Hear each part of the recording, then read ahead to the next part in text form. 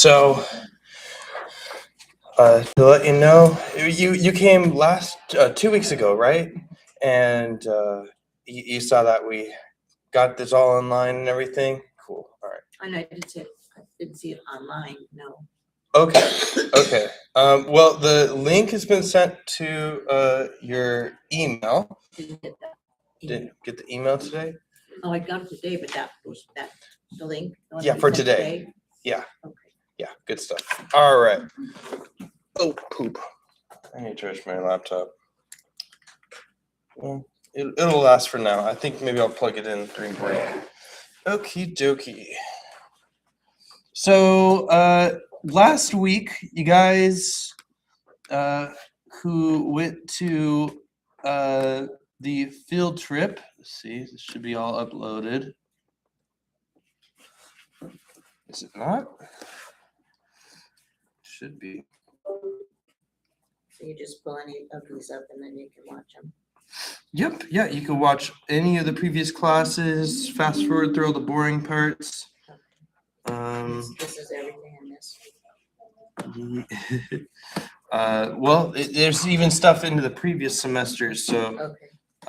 I try to teach things. Why is it doing this? Okay, hold on one second. I'm gonna add the pictures here. I don't know. I added them earlier. Here we go. I guess they had to be uploaded first. Okay. Add. Okay, cool. Now let me just go ahead, refresh, please. Well, it will be uploaded. Anything. Somebody sign the letter. Shoot, I wanted to show the pictures though. So you could still go by yourself. The location was very friendly to artists. So if you show up, they're not just welcoming you, they're inviting you. They're like, please do art here. They really want people to know about this location. They want to grow it. And I don't think too many people know about it, but it's very disability friendly, elderly friendly, child friendly, family friendly. It's a beautiful location, great for painting, and a lot of people go there to paint. Why is it so difficult? Okay, well, I'll figure out problems with the images here.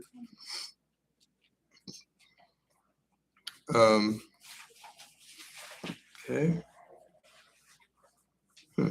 Okay. Well, I'm just gonna give it some time then. That should be posted by the end of the day. I don't know what's going on. I'll make sure it's working though.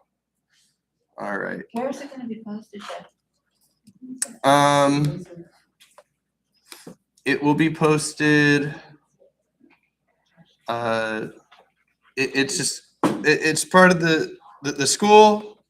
When you sign the paper, you made sure that it was okay for me to photograph you, and the school can use it for advertising, which we want to grow the class. We want more people to join classes.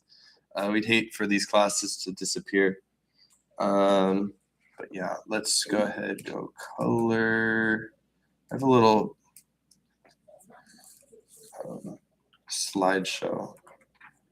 Slides, there it is. Sorry. Okay,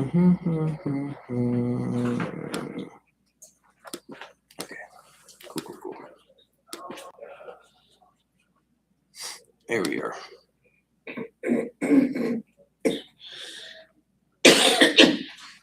Okie dokie. So there's a color wheel that I think is the most comprehensive, but I think it's a little maybe it's a little over the top.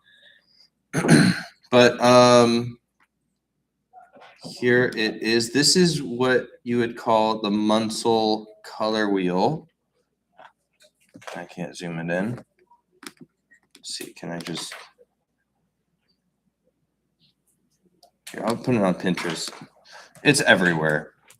It's color wheel.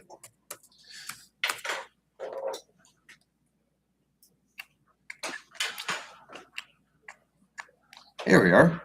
Cool. So the idea goes as such. Everything that we see is in part three different things. We see things mostly in value. That's how dark or how light something is. You can say a lot with how dark something is. For instance, a dark movie, you know, we got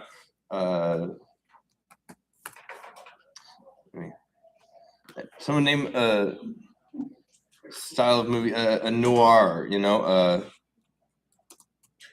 noir film,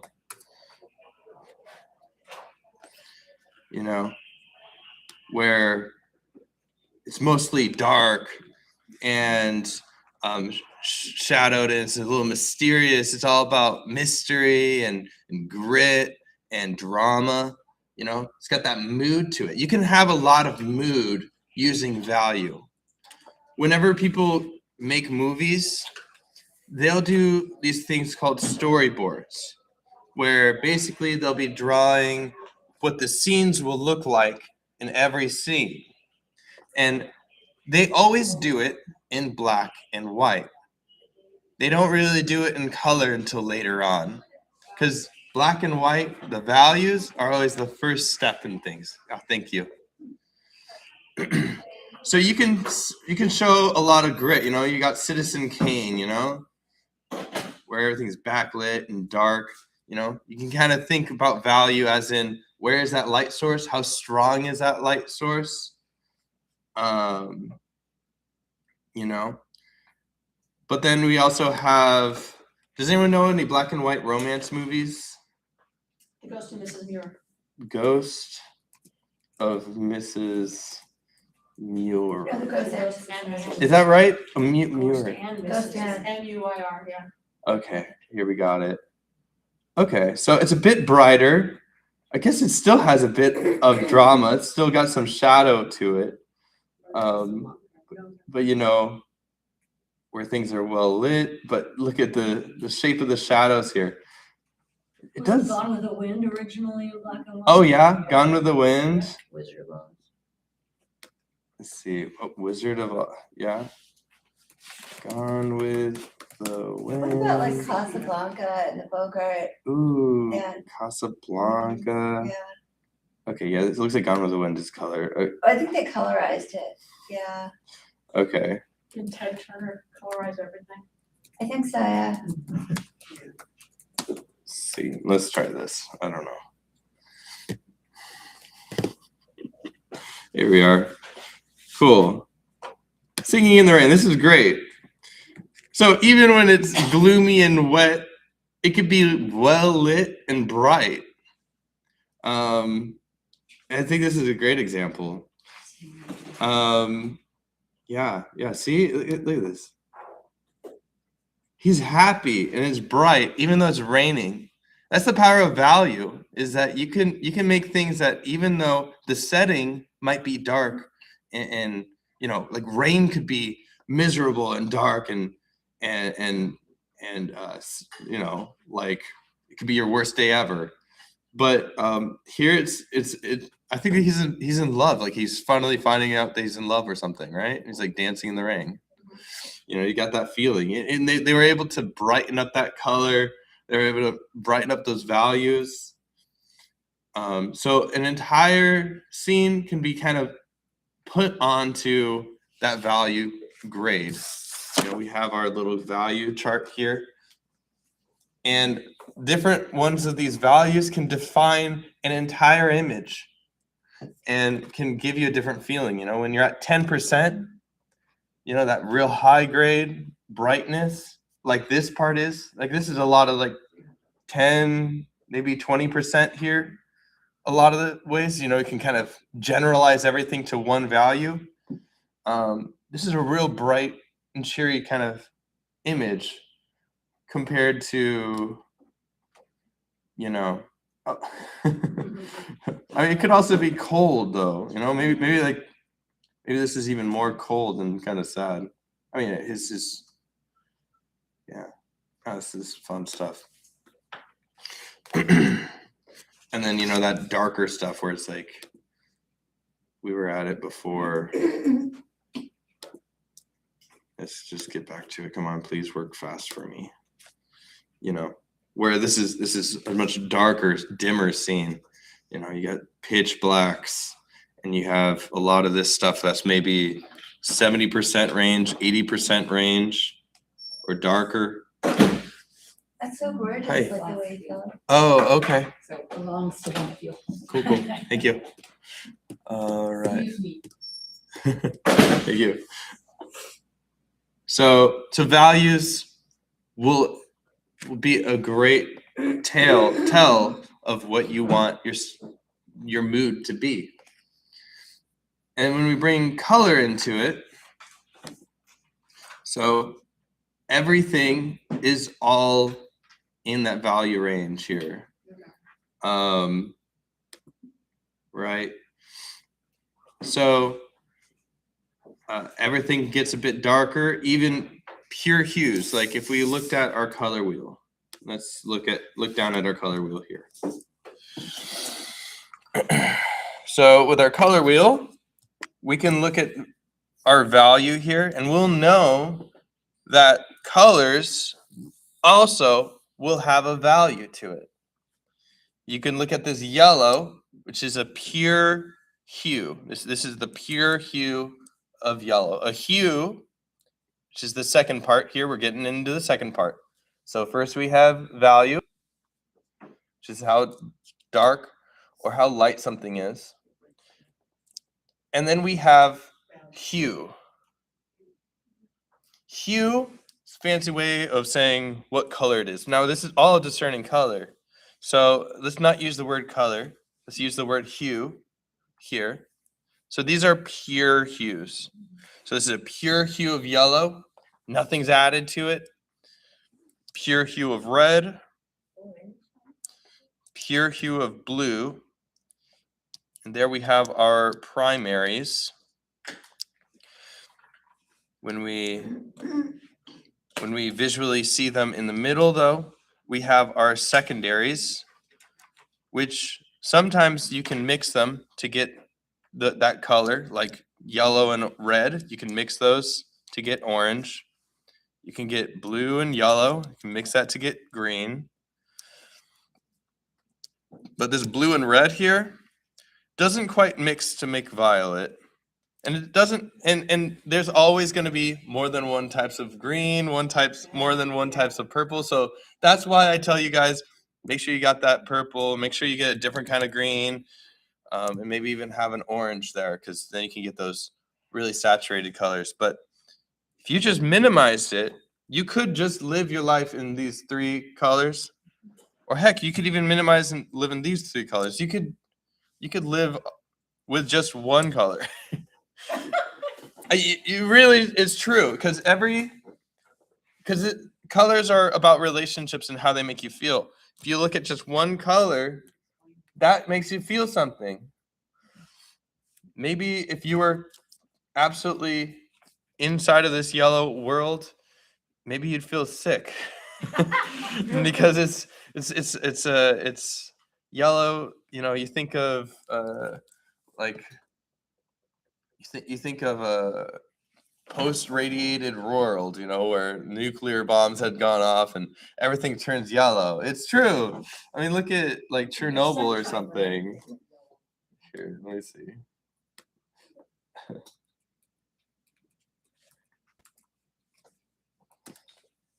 Here.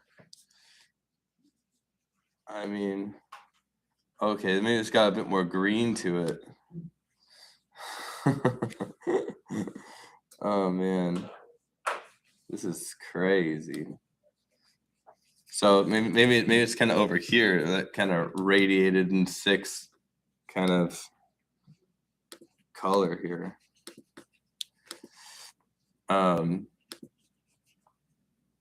Here we'll go back to what I've saved here, kind of planning for class. Where is it? Oh, here it is. Okay, this is a better example. Good. Thanks, Bryce. Planned this. All right, cool. This is the best example. So this is the same location here. We have this massive monolithic, either building or a rock. I think it's a rock with a little hill, a horse and a man, and the sky. Simple. You got grass, rock, sky, man. And just changing the colors and changing the lighting and also that value. Pay attention to what's dark and what's light. You get dramatically different feelings even though you have the same image, the same subjects. I'm not sure I get jolly out of that. Jolly? Yeah.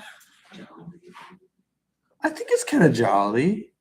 I get the cheerful. Cheerful? Yeah. Cheerful, definitely. You got those bright, flat blues with nothing else going on in here. You got the sky. This isn't a blue sky anymore. You got these golden, What's the rainbow? peachy.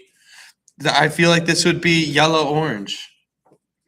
You know, they're I really feel like they're picking one color and they're just sticking to it. Like this sadness one, this is kind of close to that blue violet. Look at your color wheels, kind of see how that world would look like if it all was set in that blue violet world. The solitude here, that might be closer to this blue green, blue world, maybe close to that neutral gray. But you know, we have all these pure hues, the whole rainbow there. And each one of these pure hues, Oh, wait, we missed out on epicness. epicness, yeah. It's kind of cool. This one's kind of got 2 colors too. It's got that hot yellow, white, yellow, orange, red, and a whole lot of blue. You see it's mostly blue, this deep blue. Of course, we pay attention to what's bright. And, you know, if we saw this in real life, we'd probably have a whole painting filled with yellow and orange, right? Because we think that's the color of sun.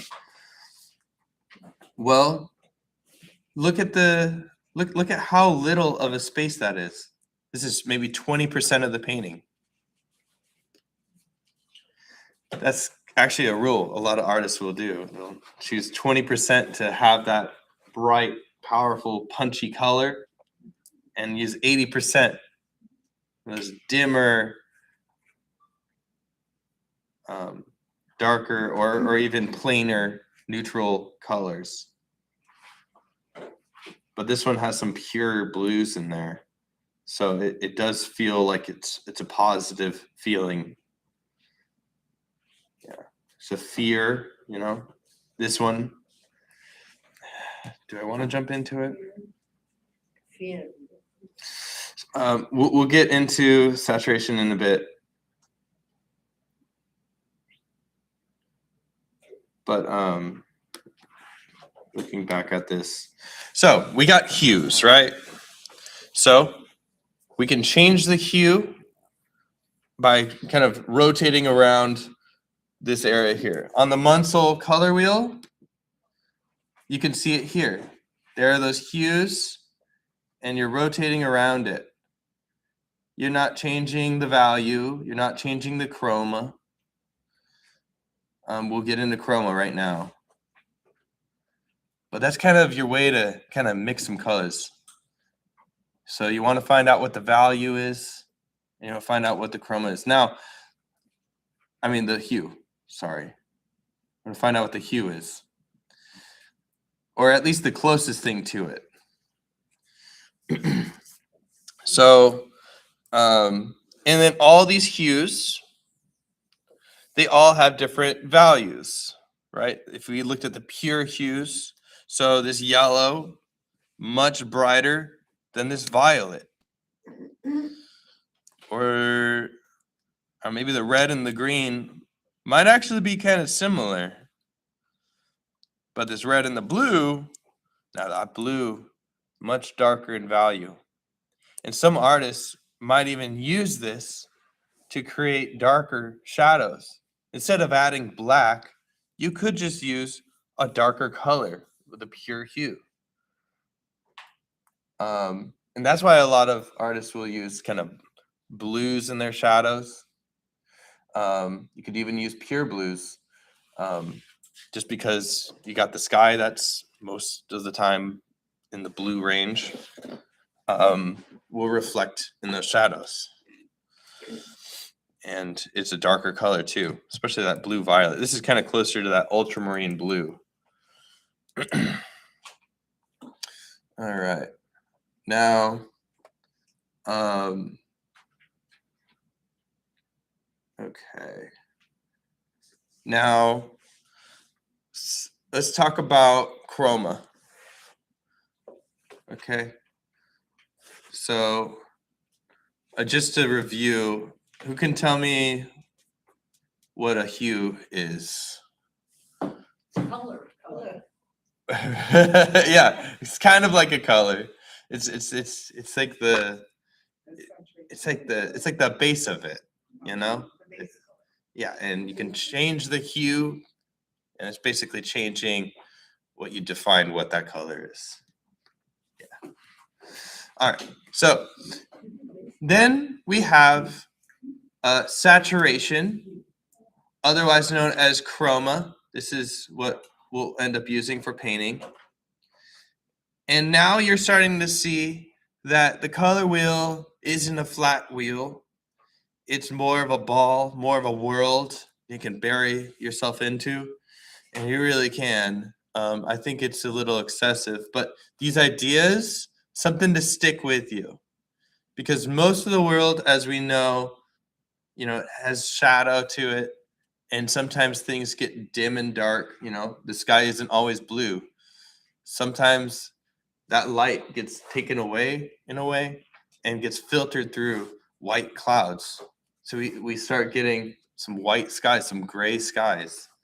And that's where you start losing chroma. So chroma, an extremely high chroma, is your color wheel right now. We looked at our color wheel. This is pure high extreme chroma. And it's beautiful and cartoony, and it's vibrant. So that's It's like full saturation of that. Yeah, full chroma. Start using the word chroma. So this is extreme chromas here. Well, if we looked at here, right in the middle, we got some neutral gray. It's kind of hard to read there. Neutral gray, which is basically a gray. It doesn't have any real color in there. It's a very plain color. Now, when we're in a room like this, and maybe if the lighting was a little more dim, a lot of the stuff would feel kind of neutral gray, just because we don't have that strong lighting in here. But you can kind of see here. Let's check out some of those images that we were looking at before. So as you approach neutral gray, you're using chroma? Right. So if we looked at here, solitude, let's look at solitude versus cheerful. Kind of compare those two. This is exactly what's happening here.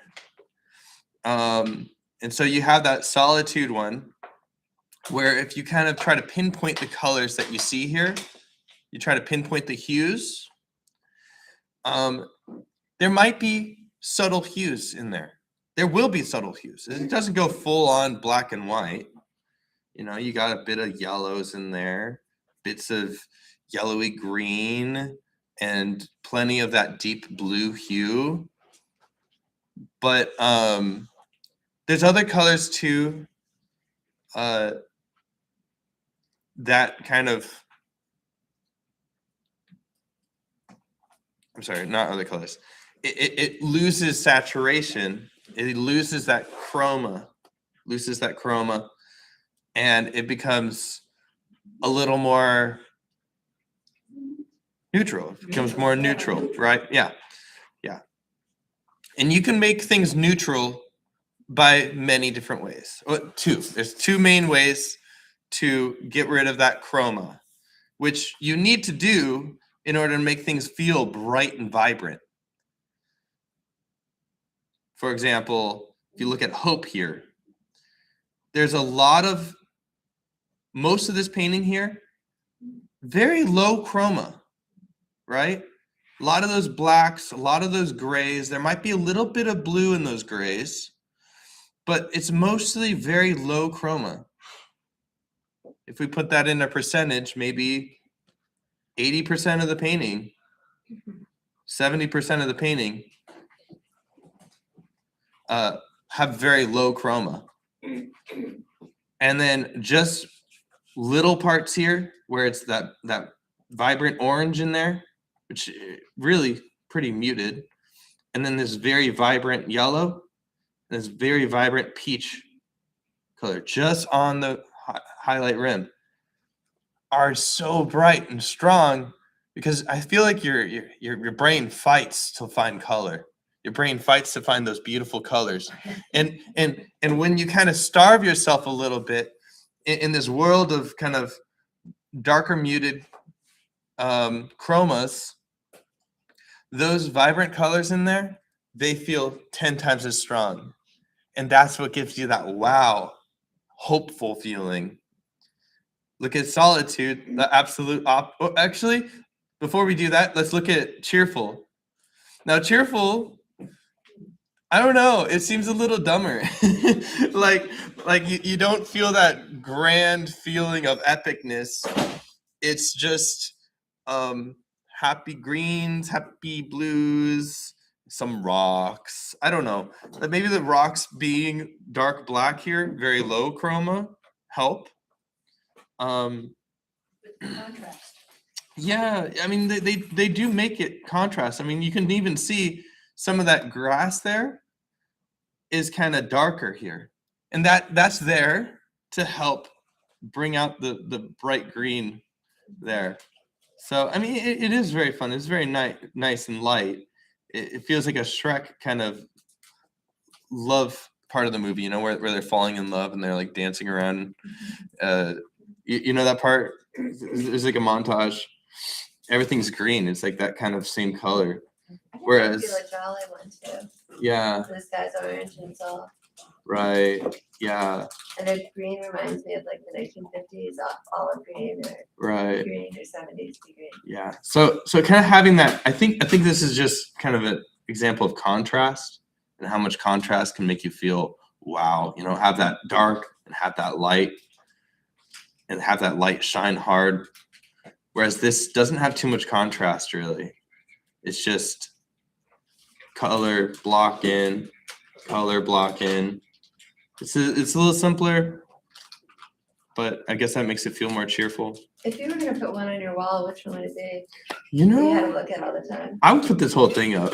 This whole thing would be awesome to use because you can kind of tell a lot of stories, and life changes. You know, sometimes you feel hope, sometimes you feel solitude, sadness. But if you could only choose one, Um, to look at the rest of your life. currently, the rest of my life, Yeah. ooh, this mysterious one would be cool. Oh, that is.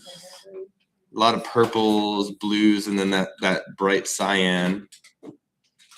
Yeah. So, ooh, bug. Yeah, I get attacked by Oh no, mosquito. no, it's little mushy things. I don't have all that. Okay.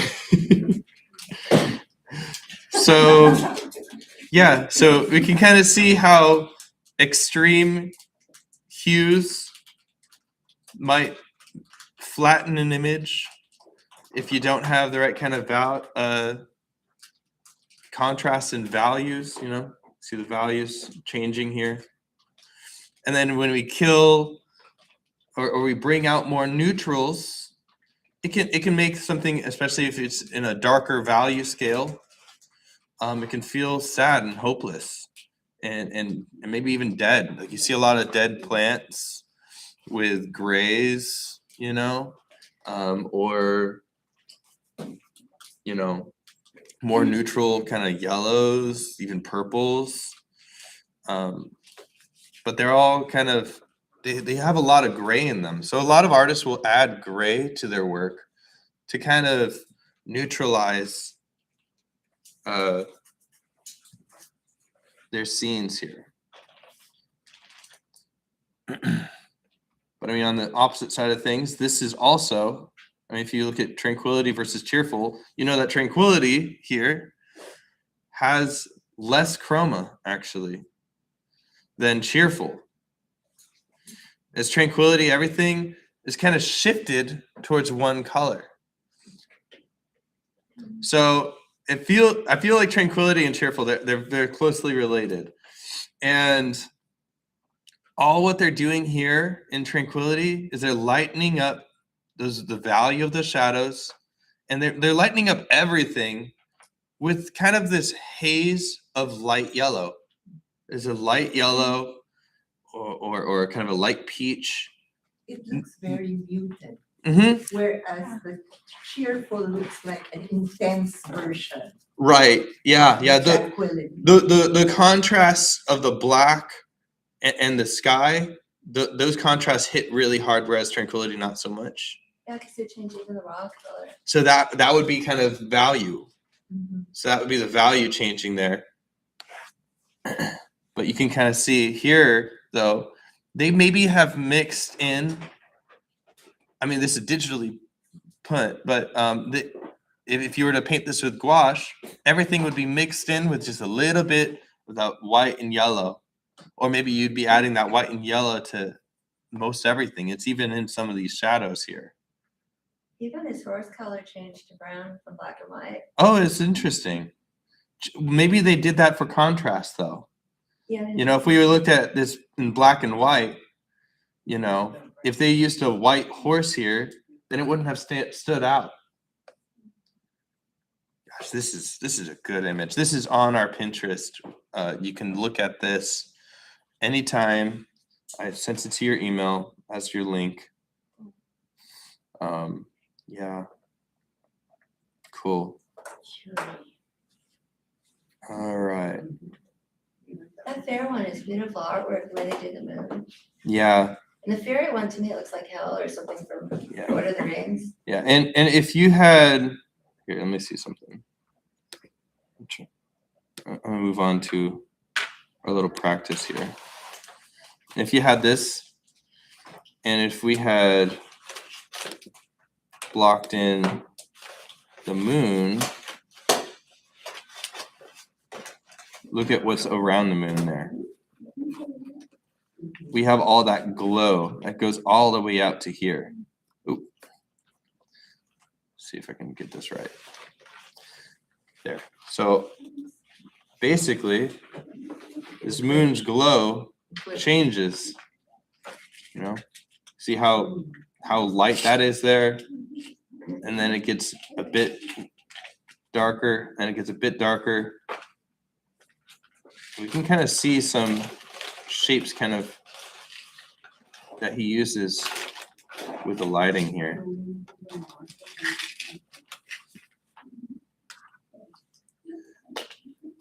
Now, when we, no, don't want that to happen. And when we draw, I'm gonna have us do some like little composition studies of trees.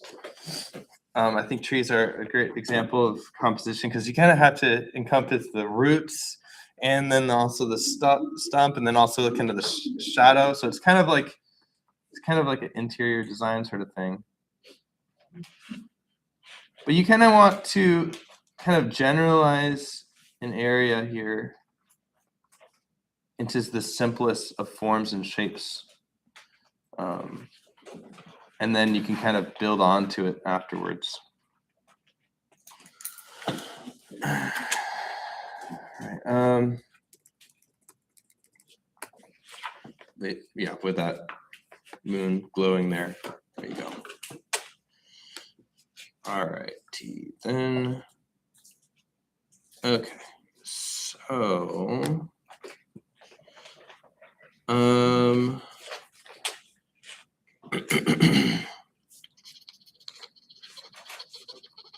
good stuff. Cool, we'll do this. Right. Now there's some, okay, I remember what I was gonna do. Whoa, don't want that. So there's more than one way to neutralize a color. So like, let's say we were looking at this image here and we saw this hill in the background. Now there's a bunch of houses with red roofs, and there's a big mountain that I'm sure has some browns in it and yellows in it. But because, sorry, I'm gonna put this up for those at home. That's getting annoying. So here we go.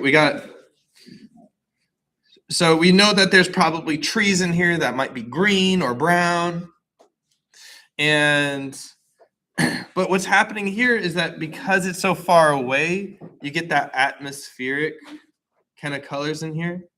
So everything's, hazy, that's right. So everything's gonna be influenced by the atmosphere. So you know how we saw with that tranquility one, with those whites and yellows mixed in everywhere?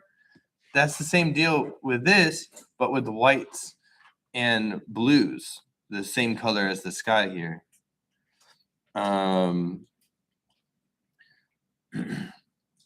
But things also kind of get muted. So you know, you'd be basically mixing in a gray,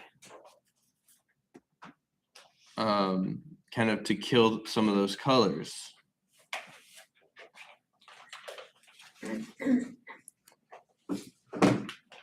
But you could also kind of like neutralize a color by adding in either, now Complement? a complement, yeah. And but it's not exactly a complement. I mean, see it as kind of moving a character around a map, and you pressing the button kind of moves it a little bit closer to that color that you're pressing. So you're adding more. So if you started with yellow and you add some violet, it would move towards the violet. Do it again. And if you mix it just right, you find yourself very close to that neutral gray. But you could get there in that neutral gray as well by adding other colors. So you click on that red, click on that red, click on that red. Now I'm going to click on some of that blue, Now you're in the neutral gray. So this is kind of a control in a way. So you started in green, add some orange, add some orange, add some orange, add some violet, add some violet. Now you're in neutral gray.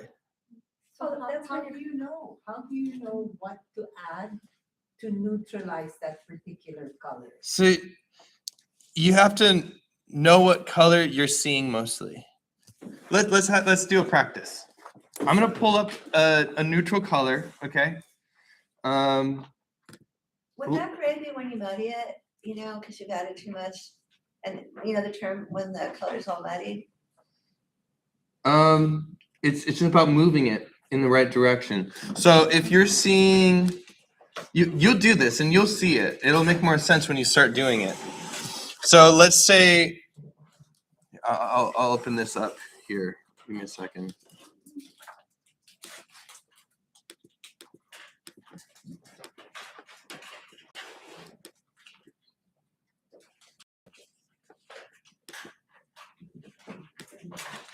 Okay, cool. So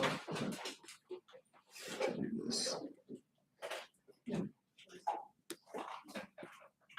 we go. No, I don't want that. I want this. Why? Okay, maybe better before. Okay, whatever. So let's take a look at this general area. Now, there's a lot of information here, but you can kind of generalize a single color that you see back here. Okay, so let's do this whole general color right here.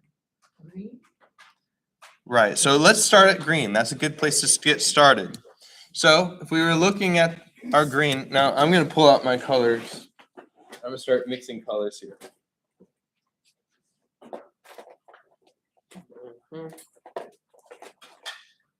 I need some water.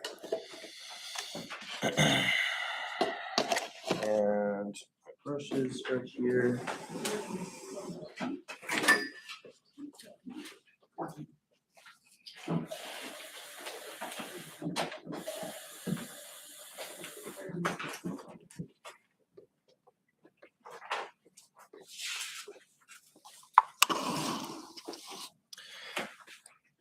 And with neutral colors, you can kind of start anywhere. And again, this is kind of just to find precise colors. Oftentimes, it's better to kind of go off a feeling. You can tell a lot of stories here too. So if you're looking at a view and you're feeling about your life, like right now, I'm working in my syllabus and I don't know if I'm going to teach this or that or this or that. You know, maybe I'm feeling overwhelmed. Maybe I want to do some orange. I got a lot of energy, a lot of things going in my head. You know, I can kind of start in that orange and kind of tell a story with that or something. I don't know, like hyper bright, you know? It's good to start in that value and then go to hue and then go to saturation. Okay. You got to stay in order because I know we want to jump to color, but you need to think value first. Okay, I got paint here. Here we are. This is just cheap gouache paint. I'm not gonna use my nice stuff today. Okay, cool. Water. Always make sure to spritz your water. Spritz your water. Okay. Jeez. I know my English isn't my first language. Gibberish is very good. Okay. I'm just gonna get a simple square brush. Heck, I don't know. I don't need to mix that much, so I'll just use kind of the smaller brush here. Maybe this is 1/4 inch.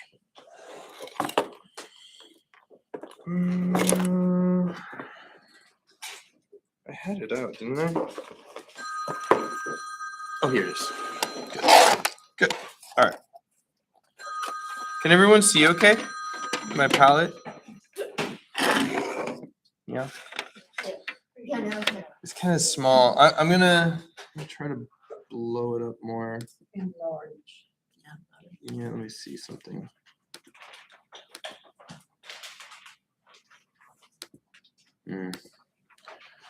Okay. Well, those at home, just pause now so you can see the screen. Or Are you on Pinterest or are you on YouTube? I'm looking at the image on Pinterest is the tree picture. I'm just doing the background here. Okay, I'm just gonna do that.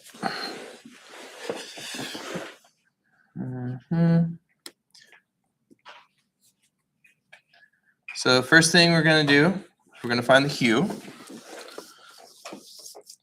Okay. Sorry, value. Sorry.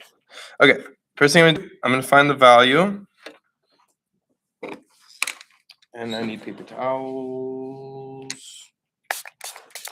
I'm gonna clean up my space here.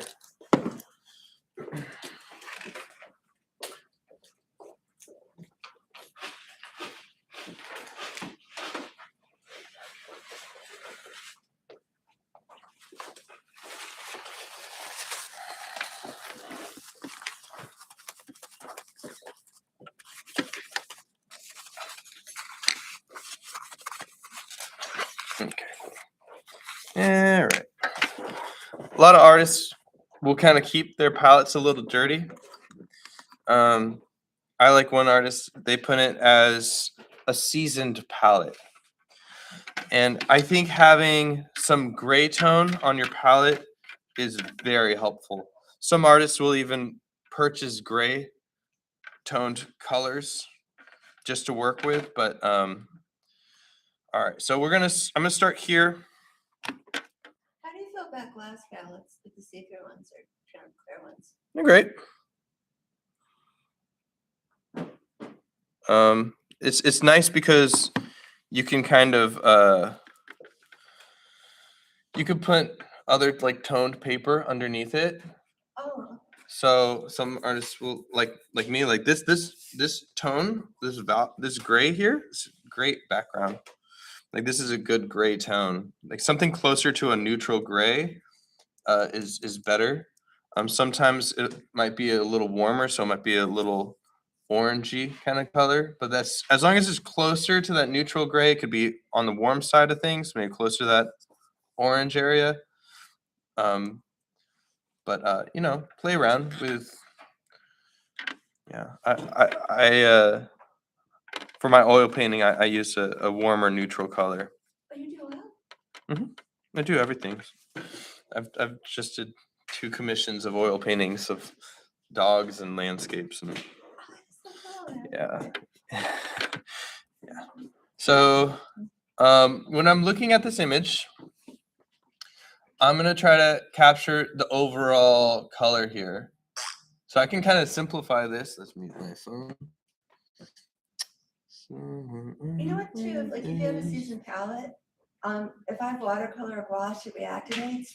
I get that color again if I put water on it.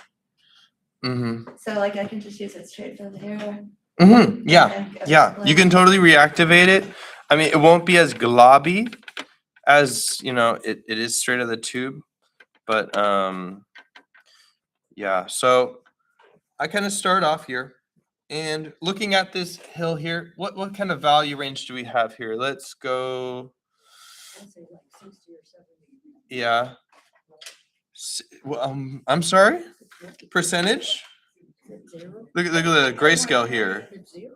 Maybe Right. 30 or 40. It's 0, It's white, isn't it? Looks like white. 30.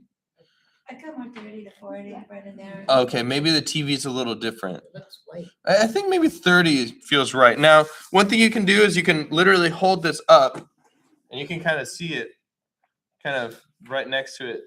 It's too light. It looks white. I feel like it might be like 20%. Well, all right. Well, I'll start there. So I'll start, obviously, it's mostly white, right? It's not mostly black. So I'm not going to start with a big black pile. I'm going to start with a big white pile, slowly add in minuscule amounts of black. So there's that white here. I'm going to just kind of touch on that black there. Touch, touch, touch. That should be good. See how that goes. Maybe I'll add a bit more. Best to be careful. There we go. Yeah. And remember, to get it darker, you can also add colors. But here we go. Maybe I'll even get a bit of this blue, because I feel like it's a bit of that blue in there. So maybe I'll get a little bit of that blue. And that's also going to get it darker. Because colors also have value, right? And I feel like it's mostly blue here, so. There we go. I'm going to add some more blue.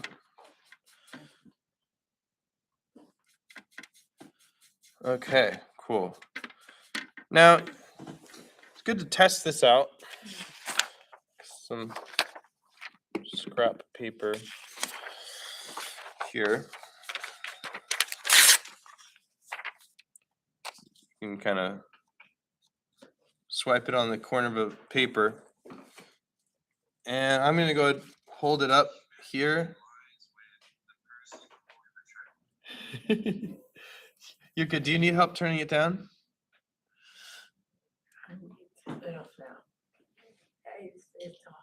Oh, okay, okay. It's okay if you have it on.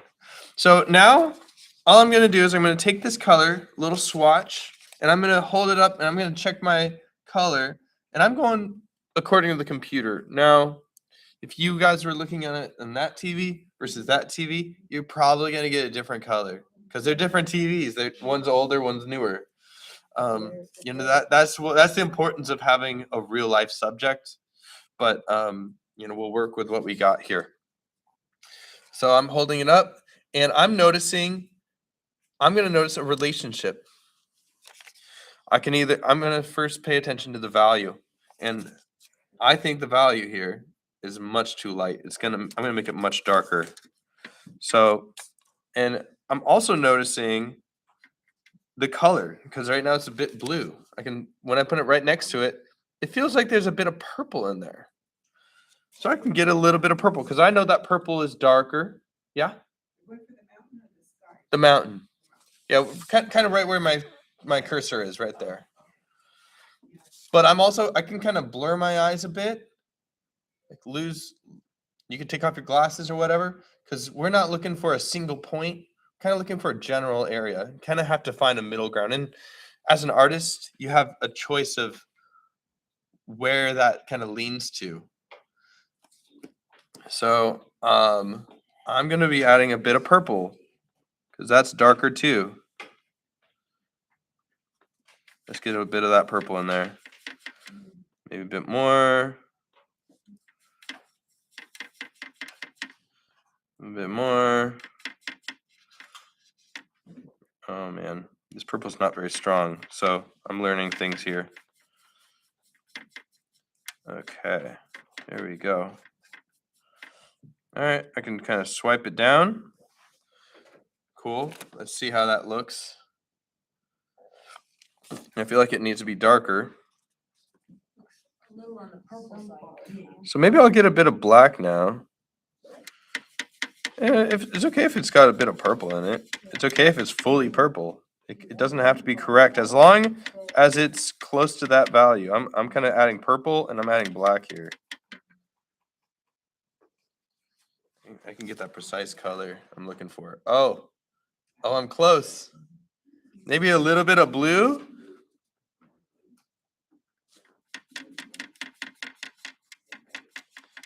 I haven't done these like fully mixed paintings in a while, so this is kind of fun. Ah, man, that is close. Maybe even more blue. And it's okay if it gets too dark. Because we know that point is somewhere in this circle, right? And I'm just kind of bumping it closer to what I think it's looking like. All right, cool. So let's see how this looks. Swipe it, look at it. That's it. I feel like that's spot on. All right, cool. You can't see your palette on the TV screen. Oh, that was important. I'm sorry. We'll do another color. So,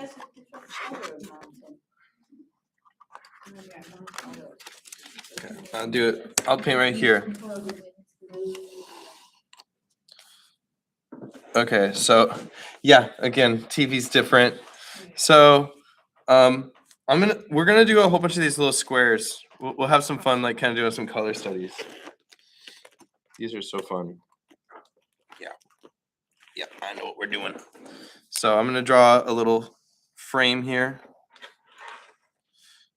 And I have that little hill in there. The hill doesn't have to be correct at all. It can be totally wrong. All right. But I can go ahead, blast this color in there. Ooh, this is buttery. This is nice.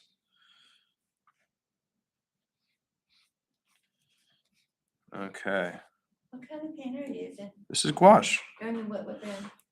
This is Hemi. This is not high end. This is pretty affordable stuff. But yeah. When you get a good amount of paint on your brush, you'll be good. Now I'm gonna look at the sky here. which, you know, we might just think, oh, we'll just get this blue here because it's closest to blue. You could start there. You could start, but look at that blue. Throw it down and pay attention to what you see here. That is very dark. This value of blue is way too dark here. So I could kind of wash my brush here. I always like to start with the lightest color, work my way darker, especially for a light color, like light photo like this. So maybe I'll start with a good amount of white here. Slowly add in this blue here. Is that closer? I'll just kind of see how this blue holds up. All right, so it feels a little greenish when I'm looking at this. So maybe I'll get some of this deeper blue here.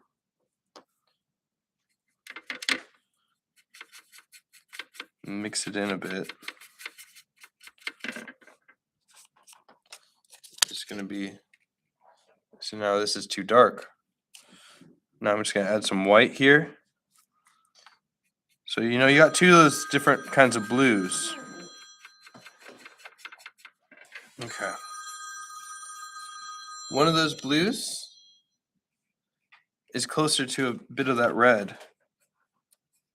I'm just gonna slowly add in that lighter blue in there. I think it's kind of somewhere in the middle there. Oh, that looks good. You kind of have to tilt that paper a bit, because what might happen when you're hold this up, and you'll see it in the video, gets a little bit darker. So know that that paper is also going to be getting a little bit darker here. So I have to kind of tilt the paper to the right angles as the paper, and then I compare it. And I feel like that's pretty good.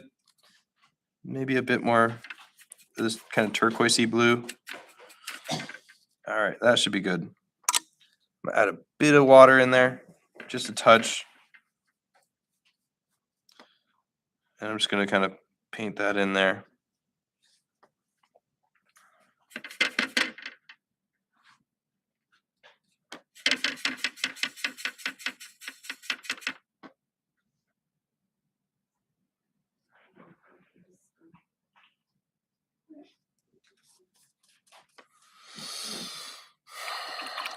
Yeah. And then I can look one more time just for, because I got the general color of the land here, but now I'm going to look for any other little things. So I have that kind of darker kind of color here, and maybe I'll get a bit of this lighter color here. Now, you might be thinking this lighter color has green in it and yellow. Well, it might, but it's about that relationship now. So I can get a little bit of this green. I feel like there's like minute pieces of like yellow in there. Okay, so I have some of that lemon yellow. And if I just kind of mix it in to this just a little bit here.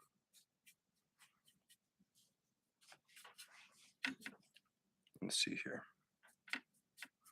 Can you move the palette over a little bit? Oh, yeah. There you go. Thank you. Here we go. So it has a little bit of this kind of light green in there. See that? Now that we only get to see that when it's surrounded by this. If we were to look at this all by itself, all the way over here, you might look at this and think, that's just gray, that's just blue. But when we see it surrounded by our hill color here, now we see a little bit of green in there. Hi, welcome, come on in. I signed up for class. I can't make it today, but I wanted to find out what supplies. Yeah. supplies and everything. No, you're good. We got that thing right there to scan it. Okay, That's for the whole syllabus. My recommendation, to get the expensive gouache set. It's going to be an investment, but are they expensive or the cheap? Okay, expensive what set, I'm sorry? Gouache. I tried printing out the whole thing, but Okay, technical problems. that's all right, I'll look But, at it and Yeah, figure it out. if you scan this out Uh-huh, with your phone, Right. and take a picture, scan Okay. it, just like restaurants do. okay, Then you'll be able to see the whole list. There's a bunch of Amazon okay. links. If you're not shopping on Amazon, Uh-huh. go to Art Supply Warehouse, Our supply. not warehouse, Hobby okay. Lobby. Okay. They I don't. love Hobby Lobby. I do too. I just visited, but they don't have the good paints. Oh, okay. So you want to go to Art Supply Warehouse. Oh, you're talking Art about. supply, what city is that in? That's in Westminster. Westminster, okay. Yeah. great. And they're very knowledgeable there. You could ask for some help that we also. Thank you very much, and I'm sorry for disturbing. you. Sure, Thank you. Sure. Yeah. Okay. Yeah. And feel free to message me, email me Oh, if you okay, have any okay. questions. It should be on the first Perfect. page there. Thank you. Of course. Okay. There's so much more. All right. So I got that light color here. I can kind of check it out, throw it down. I feel like this is going to be good. Maybe a bit more white.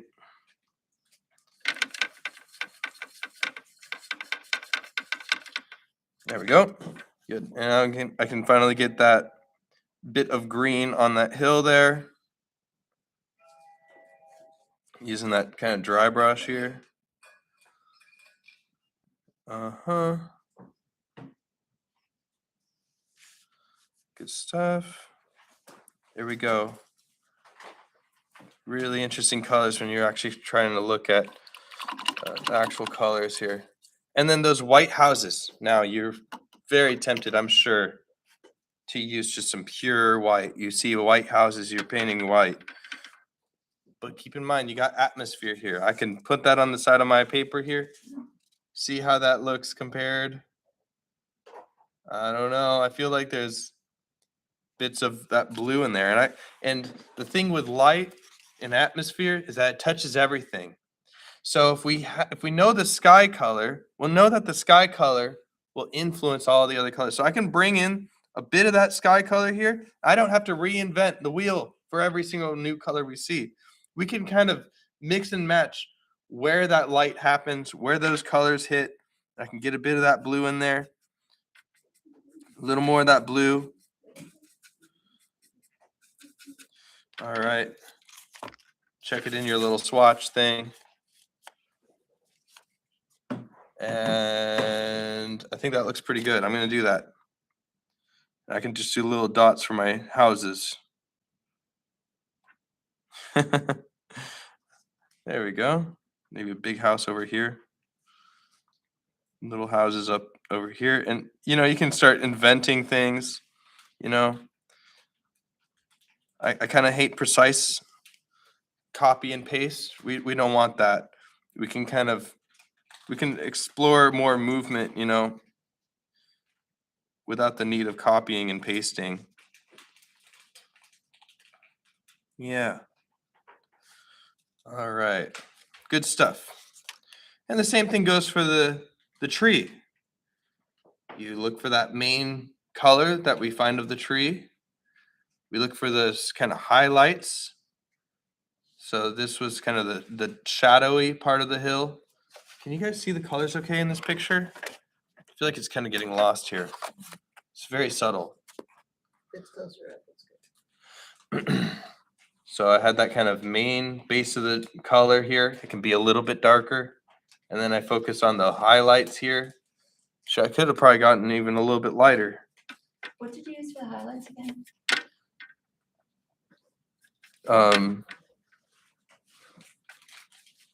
Well, you're trying to just find what those colors lean towards. So when we look at this picture here, these colors down over here kind of lean towards yellow and green, I think. Maybe you think differently. Maybe it leans more towards yellow for you. Just listen to your gut and kind of have it lean towards that way. Use the majority of the colors that you already have. and then throw it in. So, you know, I wanted to make it a little bit brighter here. So maybe I'll do that here. I just kind of look for the shapes that I see this hill here. It's too bright. So maybe I'll mute it down with some more of that blue from before. There we go. That's better.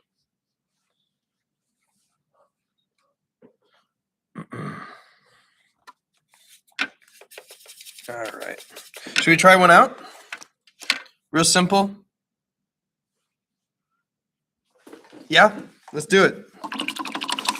So we're gonna draw a few squares here.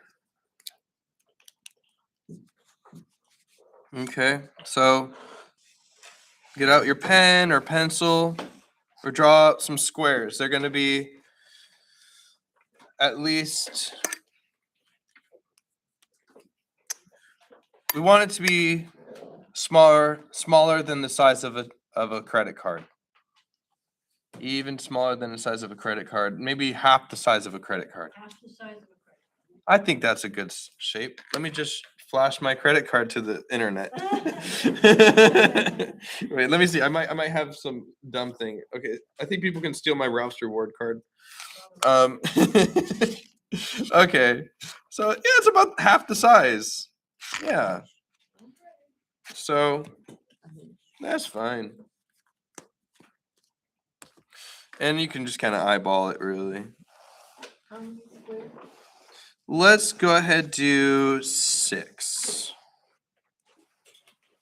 Or, yes. I think 6 is a good number. You could do more. Screw it. Let's do 8. Let's do 8.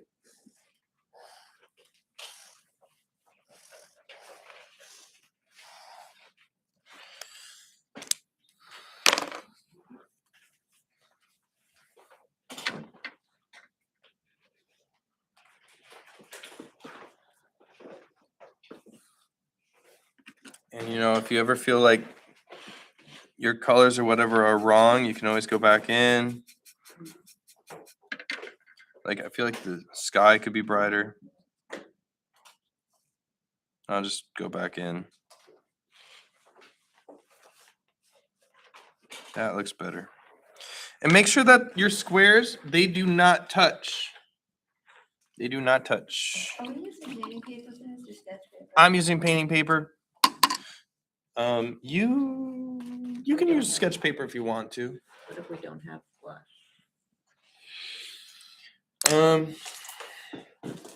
I may be able to spot you today.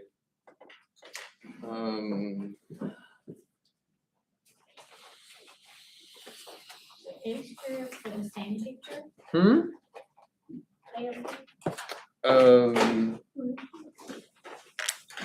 Gonna draw the same picture as you'll have. Yes. Now, my challenge to you guys, I want you to limit your colors to red, blue, and yellow, and white, and black. So we're using the primaries here. Yeah. Should be good. And of course, you might not be able to find the exact colors, but you should be able to find the colors close enough. It's just about big blocks. We're wanting to find one solid color followed by a second solid color. We don't want to find a whole bunch of millions of colors in the same image. Just one big block. This is kind of cartoony stuff. All right. So first thing we're going to do here, let's go ahead and do this hill here. Okay.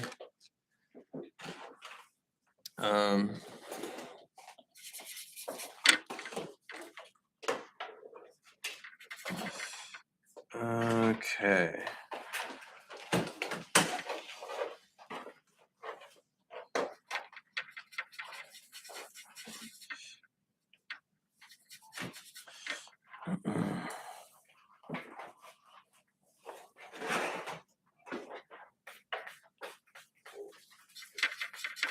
And have a swatch out, guys. Have a swatch. We were really using the swatch today.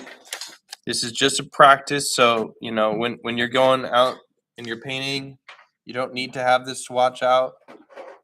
But just for this practice, have it out. Have a little piece of paper. You can use something as cheap as printer paper or your notebook paper. Yeah.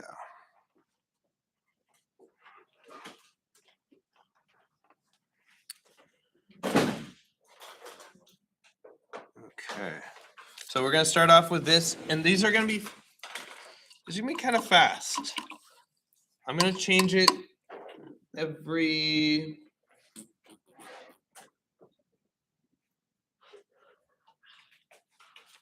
these are very simple. So maybe every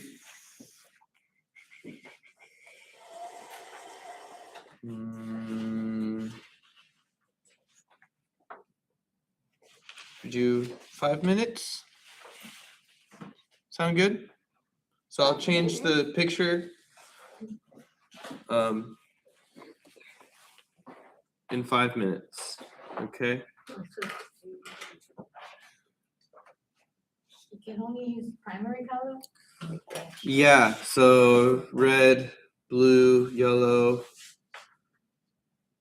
and of course black and white. So All what right. exactly do you want us to do, make a swatch? Do you see this little color study thing I did here? Yes. Do the same So thing not with different wording- colors? Yeah. Yeah. So draw that simplified hill. We got the big block of sky color. I'm ignoring the tree for now. Do this big hill here. And we're just gonna blast it with that general color. Find those shapes within, using that kind of secondary kind of color here. Just right on top. See, I had that blast of that big shadowy kind of color.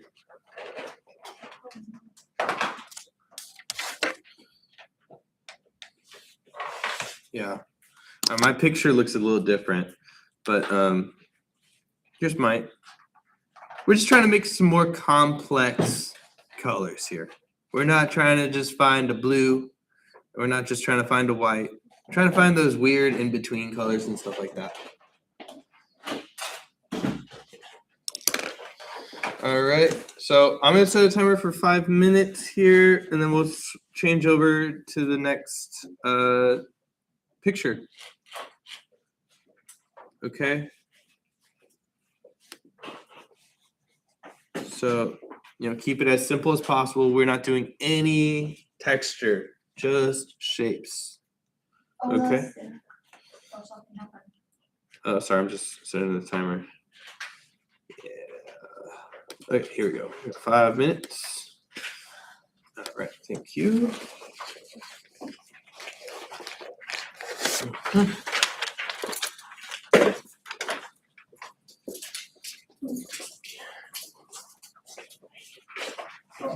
Sign up this for the picture thing? Oh, wait, this is my other one, sorry.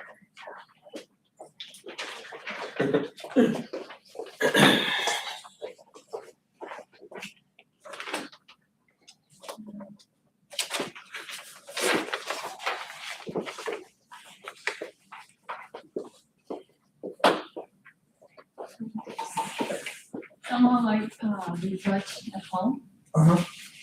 if you have the Yeah. better. Yeah. Oh, you want a better picture? Because that Sure. one was so, yeah. See. It's getting Is this better. white out or is this? Yeah, this one is the white. But that one, the first one is just not too much. It doesn't matter. This one, if you wanna, if you just want to Sure, use yeah, that. no, for sure. I'll swap it out if you want. Oh, and also I have to go back there, You went back. Yeah. Ah, so the other, next, This They're so bulky, man. So I'll take some pictures.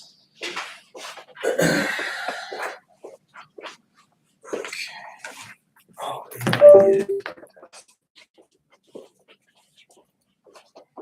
I love her, so I will, have a couple. Really, I just think really fits. This one is best.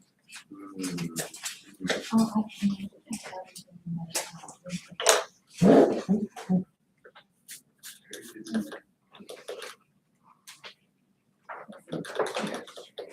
this one?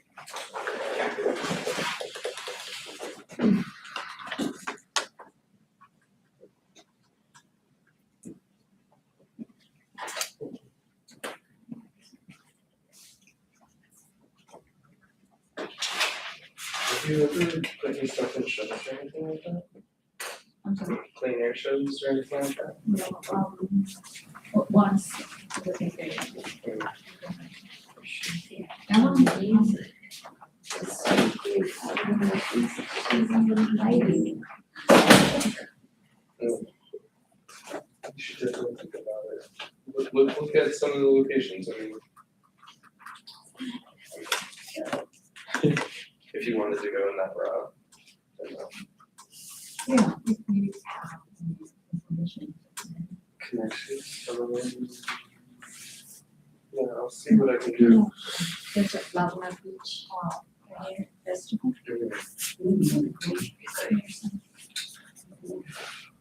Like a 9 or half of. Yeah. There's a lot of art collectors out there who live in the beach.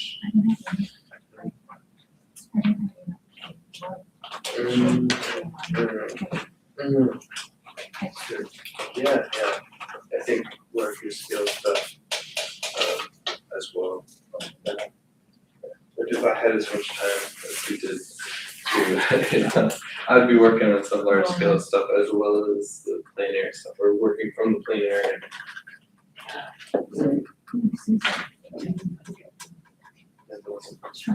Yeah, you can use that to your advantage. For sure.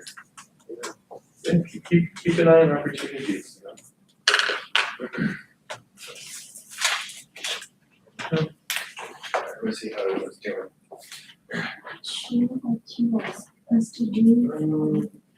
Yeah, so you kind of did, now you're kind of fine. I'm just gonna cycle through different images. Okay. This what you wanted, do a blue thing, a Yeah. lighter and then. No, oh no. So I'm gonna cycle through some different images. So each square is gonna be a new image. So we're just gonna do something kind of color matching. Okay.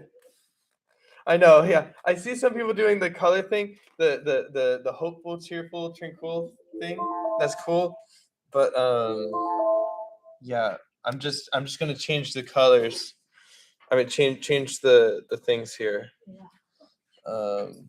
So here we go.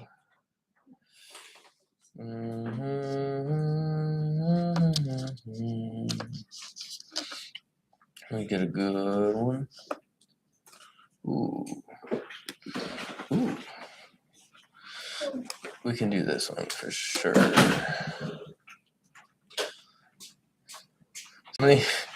So many Russians posting stuff on this website. Okay, let me see here. Does that look more like Greece than Russia, like? Oh, yeah, I think it might be Greece, but you can see the comments. Like the person who posted it was like Russian. Ah. Right. Cool. So we'll just kind of do this. Ignore the tree. So you can do another hill over here. Okay. So get some different colors here. This time maybe some more oranges. Okay. So let's give this a whirl. 5 minutes. We'll do this kind of, in fact, I'll do this.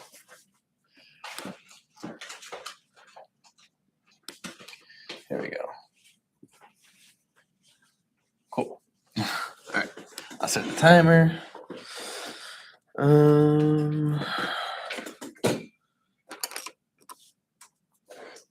Now something else here is it's going to be really good to kind of start with where that light is coming from, because we know that light, like in the sky, where the sun is, all that stuff, that's going to be touching every little inch in the world we live in.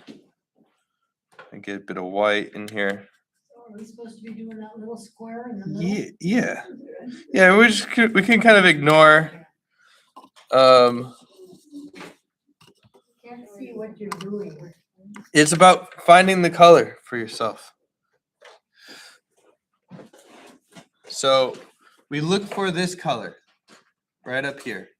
Okay, You don't see it? right in the sky, right here. Try to find that color. That pink. Yep, that peach.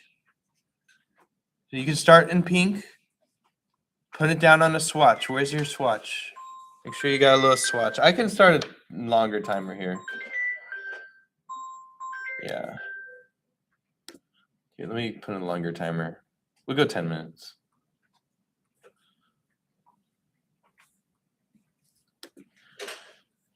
Okay, cool. 10 minutes. So you can kind of look for this swatch. If it looks like pink to you, start in the pink. Put it down on a little piece of paper, like I did earlier, and compare it. And see what other colors you see in it to add to. Okay? Don't just stick to the first color you see. See how complex some of these colors can be. So I got this orange here. I'm gonna look at that. But now the orange needs to be lit up more. There's more than one way to lighten a color. Maybe I'll start with yellow here to lighten it up. The picture's blocking what you're doing.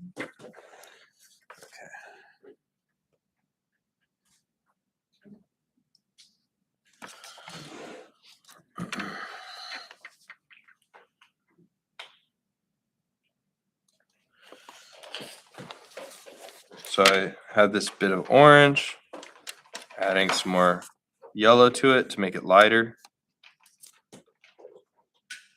Now I want to kind of add some white to it to get it closer to the value here. So I'll just get some white here.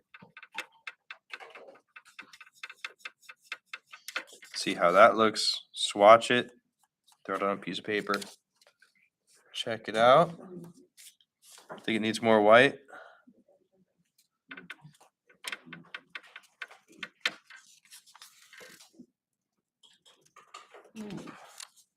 All right. And that should be good. I like that. I'm going to do that nice solid line here. Adding just a little bit of water.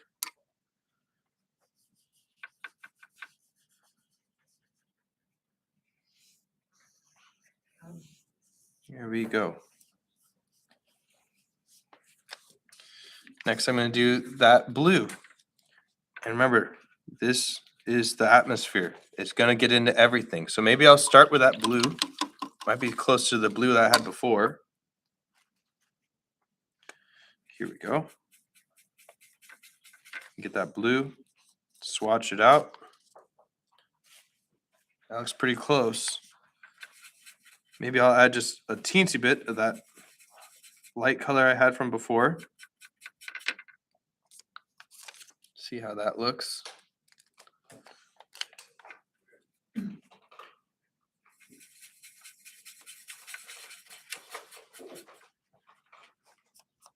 How's this look? Maybe deeper.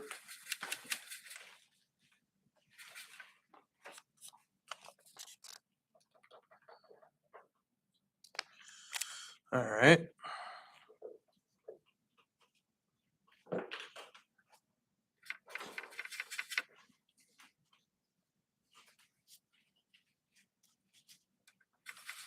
Try not to use too much water. Water can quickly, Not use or use? not trying to use too much water. It can very quickly go from gouache to watercolor, you know, if you use too much water. So you kind of have to learn how to tap out your brush.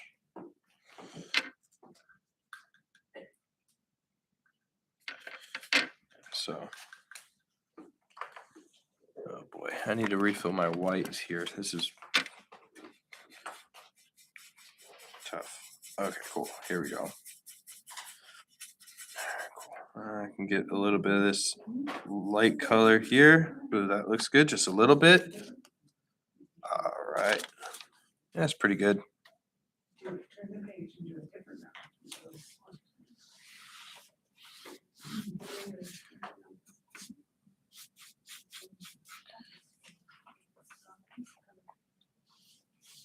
So I can get some of that highlight color here into that water there.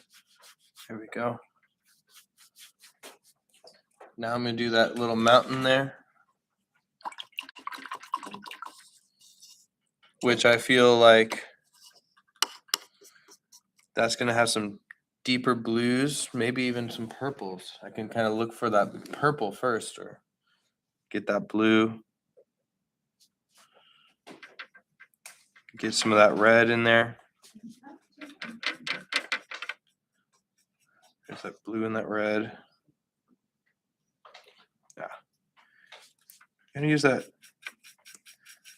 kind of rose-ish red. That's the red that you want to use, the alizarin crimson. It's further away from that hot red. I'm gonna use that turquoise blue here.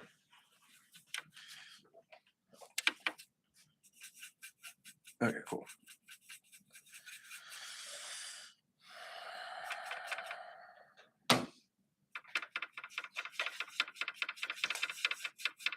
That looks pretty good. Feel like it matches that value pretty good.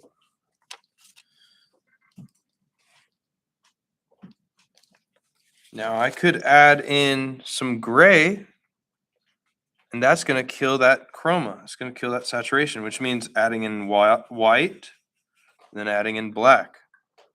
Kind of going back and forth. Add that white to kill the chroma, add the black to kill the chroma. So now it's going to kind of neutralize it. Yeah, a bit more blue.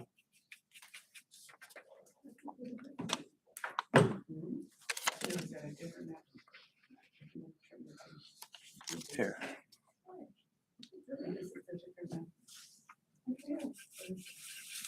Yeah. Add some white there. Ooh. Ah, that looks like that's the one. And maybe I could even elaborate and have some fun with the mountain here. So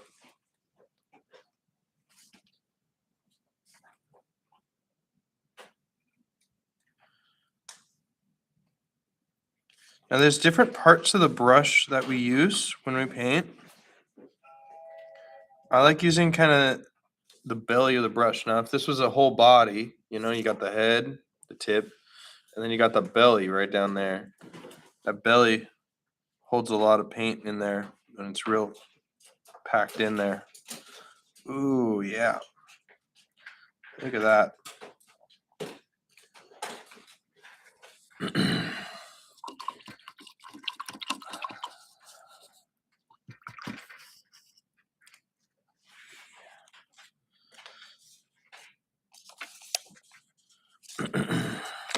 Let me get some of that light that I have from the sky, which will be very similar, if not the same, as the highlight on the mountain there. I'm reusing that same color as the mountain there. And look at that, right on the edge of the mountain. You can see my screen, the mouse there. That's all some highlight there. Kind of brush it real light. Ah, see, I'm using too much water here.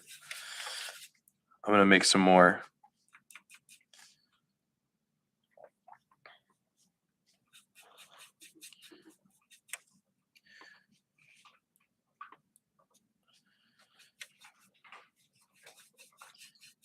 go. There we go. Good.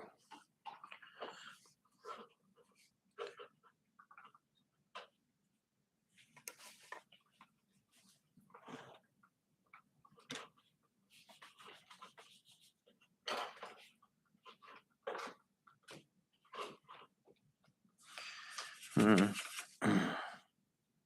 Maybe a little more red. Yeah. Okay.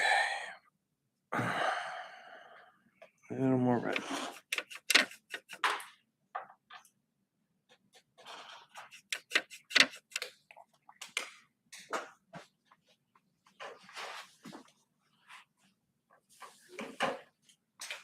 Cool.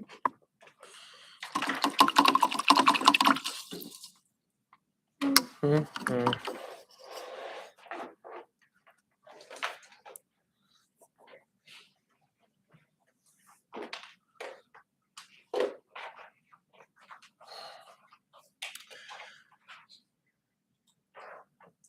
You know what?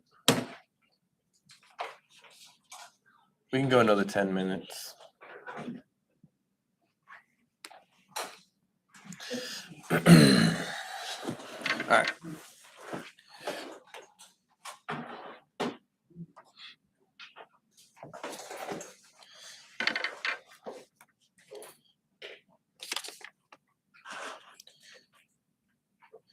Now, I have this color here on my swatch.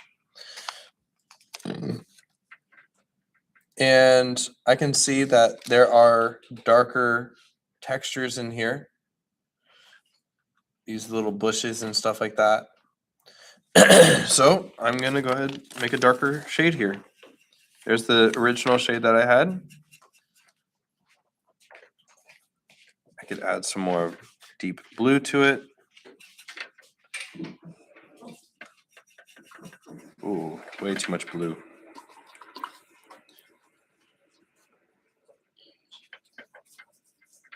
There we go.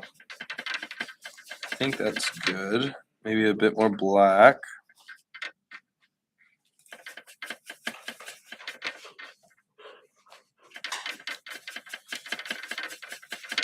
Okay. That should be good. I can also see what that kind of shade would look like if I was to add it on top. Perfect. And I can add some of those shapes of the bushes in there.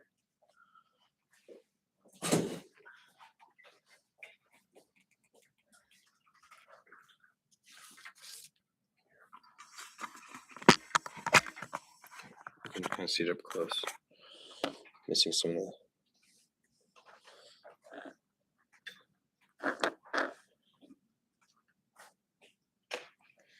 And I can kind of see some of the shapes in there.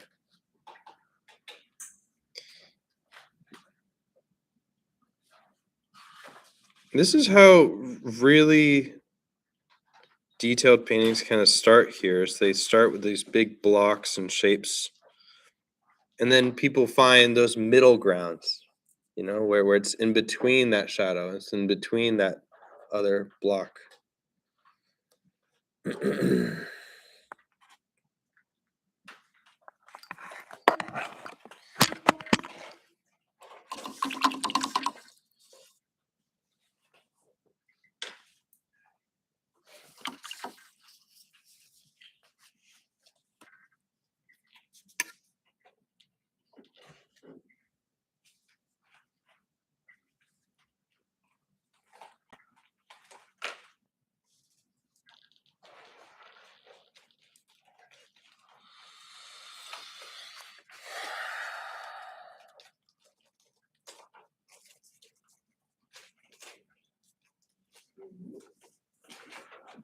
Now I'm just getting my brush here just a little bit moist and brushing right in between those colors.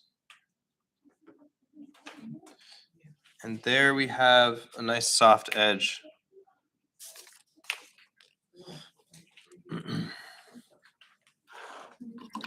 Yeah.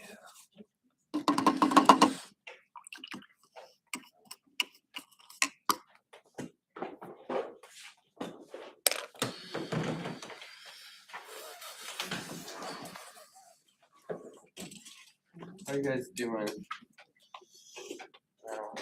We're just doing Huh?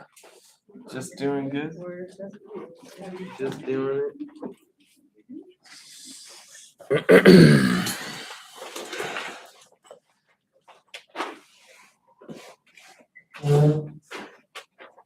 I think 20 minutes is the sweet spot for this.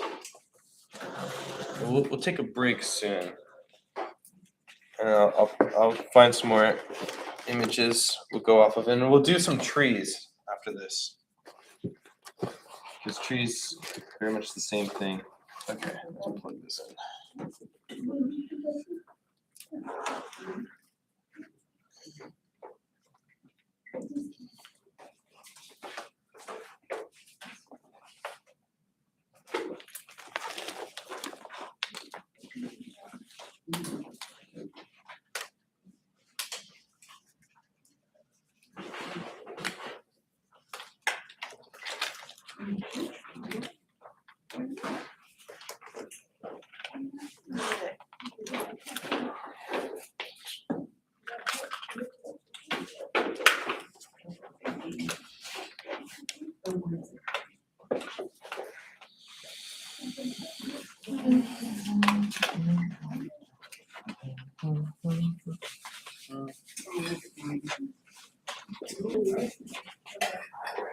So let's.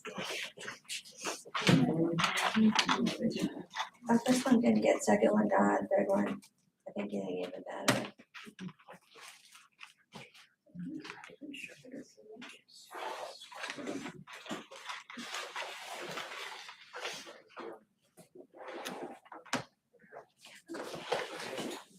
So where's our swatches? Let's get a, yeah, the little strip piece of paper? Yeah, something like that. Yeah. Do you have one? Just use literally like a piece of paper from here, just work it out. Yeah. Yeah. Sure. Just the corners. Do you see what mine looks like? Okay, guys, I need to see some swatches. That's gonna be this is what the main practice is really about. Good, yeah, so have those swatches, put it on the sides, so you can compare your color and what direction you need that color to go in. Remember, this here are your controls. This will dictate which direction you need to go for your journey of color to find that one color. It is just moving that little funny character of color around in your color wheel. It's like a choose your own adventure sort of thing. I don't know, a video game. Yeah. Cool.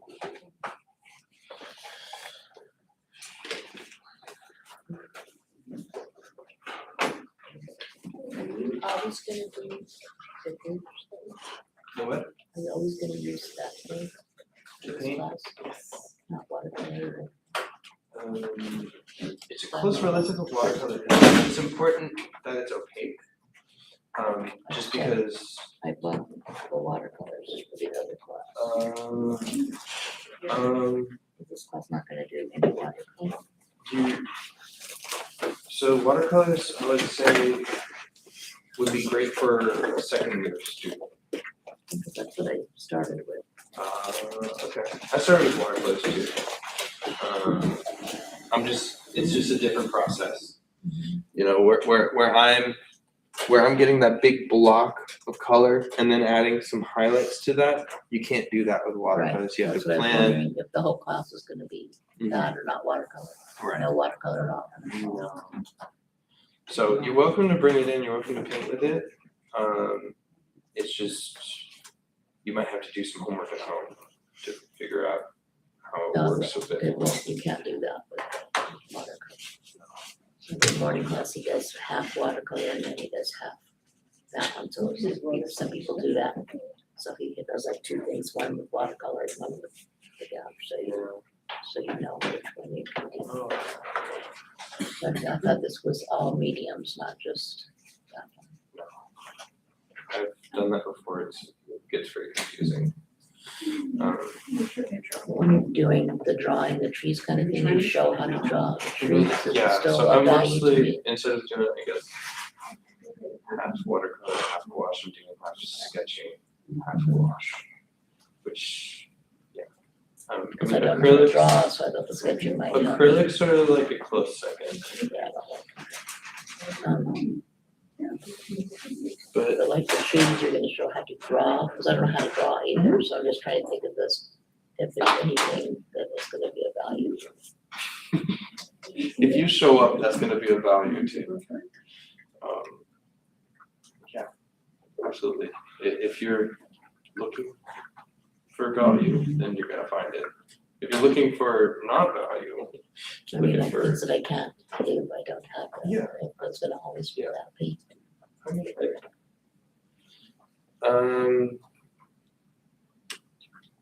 you know, I found sets as cheap as $20, you know, and these are sets that can last you years. So, Wash is not even 20, wash is 16. yeah, you can find it for Really cheap. This- dirt this cheap. is so cheap. Where- But I mean, if for anything, Lobby, Hobby Lobby, Hobby Lobby, right there.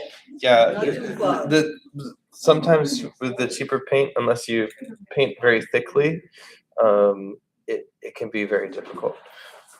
All right, guys. So I'm gonna go ahead, call break. Let's go be back. Say 20-minute break. Sound good? So please get up, stretch your legs, refresh your mind. It's important in art to step away from what you're doing and just kind of maybe even catch some sun if you haven't already. So we'll be back at 3:30, and that'll be good. And I'll pull up some more images here, and we could do some more little studies. Colors are looking good though, guys. I think some color mixtures are happening.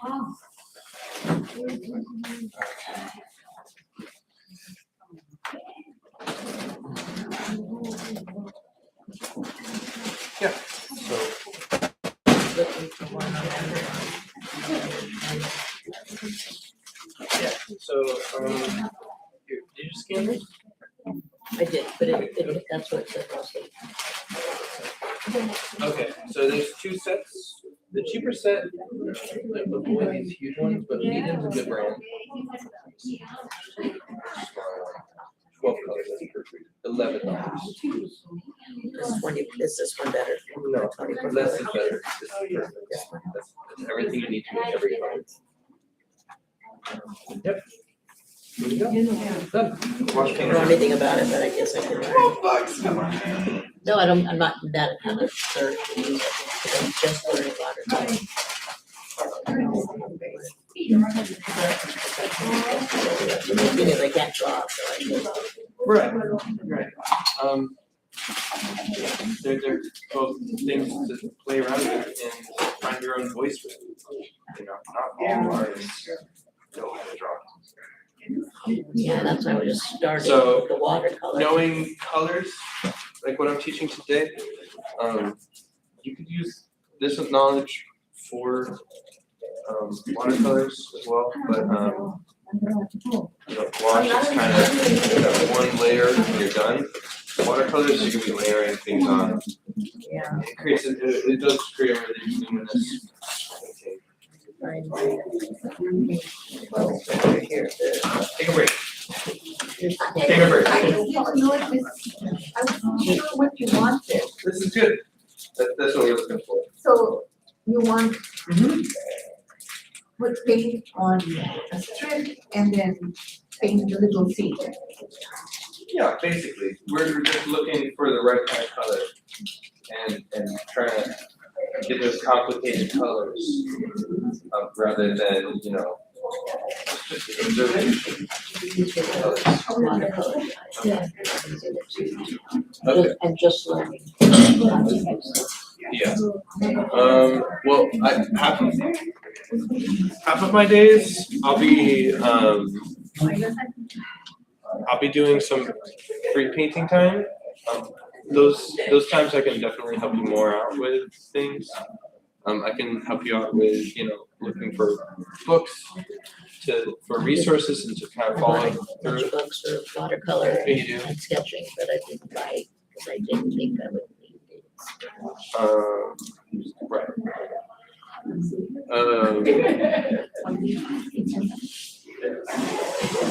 Yeah. Is this? So the paper I got and stuff, it's still good for this paint, I need a different paper for. Let me see your paper. Watercolor pad. Okay. And then what else? And then, And then you have this thing for drawing, sketching. yeah, that's just a sketch brush, and I got the journal, Okay.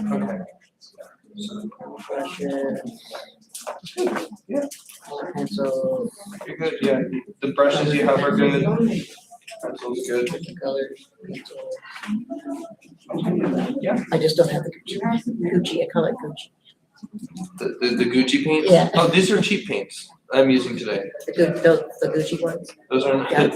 I call them Gucci, but it's Gucci. Gucci. Okay. When I hear Gucci, I'm like, ooh, they're Except fancy. that, no, I just, instead of saying Gouch, Alright. I'm saying I love it. All right. Well, take a step out, get some air, get some fresh air, get away from your paints. Anything else I need while I'm ordering? I think you're set. Do I need a special paper? Maybe. Do you have a palette to mix colors on? Yes, I have plastic ones, yeah, I got those, and I got the board, because we started that. Board, tape, do I need a separate paper for GAUCH paper? I don't know what kind of paper you use. Yeah, just 100% cotton. You're set. You have. I would probably. I'd probably use this for scrap paper and cards and stuff, like what we're doing today. And then save cotton and arches. That's 100% cotton. Oh, that was just a journal. That was just a journal. That's a whole thing of. How much was this? I think it's like 15 or something. $15? I think, I don't know, I just got on Amazon and got that one and I got another one because I wasn't sure which one to get. See how much it's worth. I'm hard time believing. What were you making? I know, let me, go to my orders, it'll tell you the right order. Awesome. Right here. I mean, a lot of the times when I'm painting, it's in the fashion of watercolors. I'm trying to get away from that. Here it is.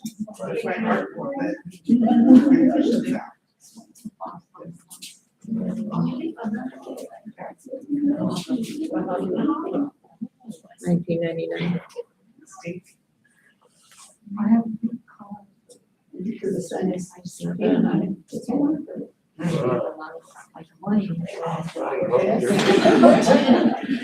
shocked. I'm really curious to see how this works. Is this what the teacher uses? I just said whatever, one of the things that you could get, that this is the paper. It's the paper. To draw on?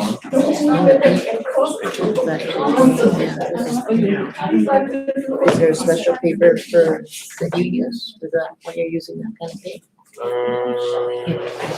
But normally, Normally I paint on cotton and arches. so that, Yeah, so what you have there, I love my little discovery sheet. I mean, at home I have some larger ones, but so is there actual paper just for that? Putting in the Here water. to draw trees. I want to draw, so that's what I'm doing. We play, you know. My neighbor has some too. They're, what are they called? I think they're Japanese something, but yeah, they got the big. But big they're ones. very tall Yeah. and then just the Mhm. leaves up at the top. I think I have the same trees. Yeah, and they kind of like have little tufts of. Sometimes they get real long. Oh, what? Elm. I think elm. Yeah. Oh, shoot, I wonder if you're in my neighborhood. I have friends like that. Oh, okay, I'm in Fullerton. You Yeah. see how they are? They have a ton of them. Yeah. And then this was.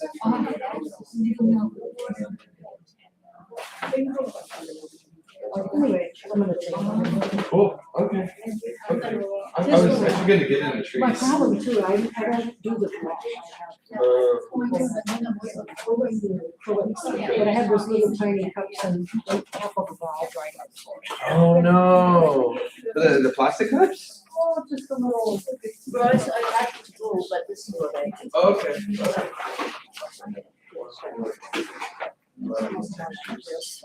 I can't find any paper or just that. How you liking gouache?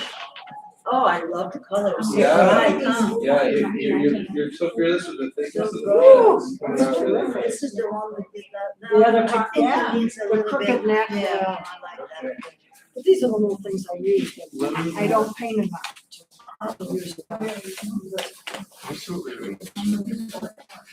Next week we have class. Same year. Yes, we have class next week and then I think we have spring break. Oh, yeah? It's from So the next week 30th to April 4th or something like that. Thank you, Bryce. Okay, so next week, it's gonna be. Free, I think Yeah, it it's a said free bring your own references. Bring your own I'll bring reference. in your painting. So, Oh, yeah. I bring anything I want to paint. Okay. yeah, you like those days. I like those. Okay, Thank Sure. you. Have a good day. I found a little, small little pad. I think what you have is great. Can you And use having it? something to fit in your pocket, super ideal. But Yeah, I've got a small one for watercolor. yeah. I can get another one. Okay, sure. So this paper will work? Uh-huh. Yeah.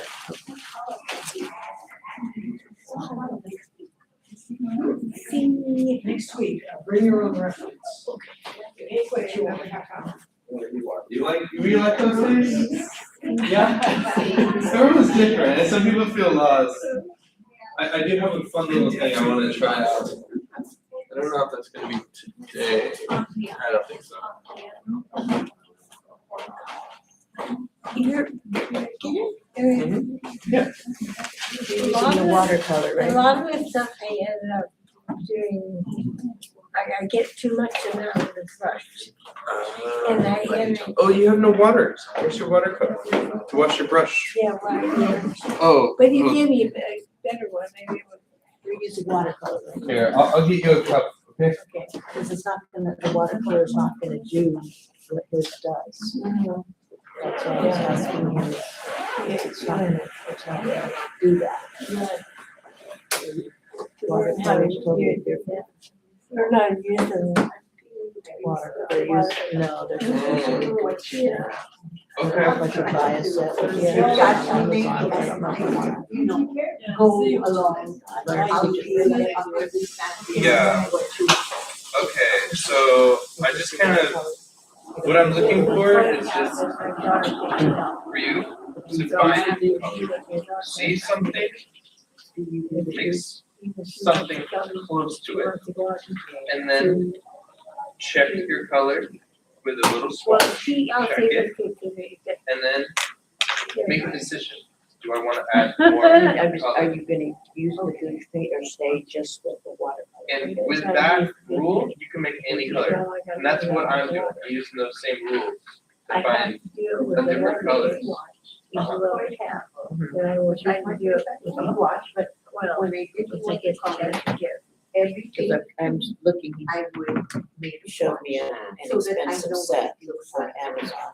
You know, and then maybe I might make it a little lighter, just add more water, so that I can see what's the darkest, and then make it lighter, and that's how I make my swatch. GP set, But got all the it's main colors. adding water to it. 11:30. Now, if I'm trying to make a painting and I'm looking for a color, then I start mixing and see which is the one that comes closest Yes. to what I want, and then I eventually put a note to myself. They look green plus a touch of, That's good. and that way I'll remember, how the hell did I get this color? Then I know what colors I mix, Yeah. and is it just a touch? Right. So it You know, won't, and it then won't I'll put do, you're not more gonna get blue the. or more green, and That kind of then thing. I I will was telling him, See, is this got To me, all that? I think that's deeply confusing. Okay. My brain doesn't Yeah. work like that. I'm more of The other one feeling in where the- I test a color, does see how it everything feels in the two things. moment, It does one 'cause watercolor. at any moment the light will change and it'll be Maybe I'll get different. this. So there's not one true formula for a certain object or But thing sometimes I at any feel like, time. I like that color, how did I get to that color? What did I mix to get that color? And so that's why when I like a particular color, I immediately write down, what are the colors I mix to get to that point? Wow. I know Okay. it's tedious, No. but I like your process. If you have a specific process that you follow, so that's good. yeah, so that's how I do my color mixing, because I can never remember, you know, what to mix to get what color. Yeah. So then I write it down, and then I have the swatch, and I go, I want that, what did I mix? Right. And It that's. sounds like Because it'll be there cooking. tomorrow. You're like, I like these cookies. I want to cook them the same. Exactly, recipe Mm. every Yeah, that's what time. you just order on Amazon You and it know, comes and out. For me, I'm not like I'm very You- jazzed. You like to cook and you just add and taste, and then, okay, maybe a little more of this. Me, I Exactly. want, how many tablespoons of salt did you put in? Uh, You know, I like exact. yeah, I'm not that kind of measurement. teacher. I don't think I ever will be. So But I'm so lost, I'm like, what? uh, We're supposed to figure this out on our own. yes, I mean that's the fun in it. I mean, it will come out wrong. It will come out weird. It'll come out But interesting. eventually I'll get there. But what I like about it is that because it comes out different every time, you discover random things. You're like, this color's a little different, but I think it suits more of what I'm feeling right now. Maybe you know, maybe you cook your cookies a little more salty one day, and then you make it a little more crispy another day. You know? So just that your style Yeah. is more like on how you feel and what you see and what should you add. And I'm used to, you know, having Specific. measured things so that you can get a consistent outcome. Mhm. So when I cook, I have a recipe. Yes. I don't add more stuff to it, like I want it like that, and I want it to always be like that, so that the next time I eat it, I'll feel like, this is exactly how I cooked it last time. Mhm. So your process is just different, so hence, I feel a little lost because it's the opposite of my process. That makes sense. I get some artists in here, you know, who feel the same way. I see them looking at it in the same way, and they're coming from a place of art. But So it's because I Yeah. learned my art through like videos, like YouTube. mhm, So I pause and I see the mix, I keep mixing until I think I got it, and then I watch the video and then I follow through. That's my process. you know, I don't know. I mean, Yeah, you to have me, the instinct and to you do me, it. For me, I'm it trying becomes to more personal. I'm able. Bye.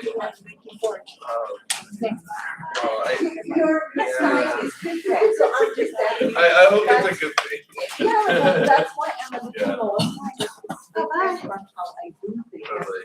Have a good night, you guys. Have a good day. So, but, different is good. I Uh-huh. mean, maybe I'll discover something, Uh, you know, that I didn't know before.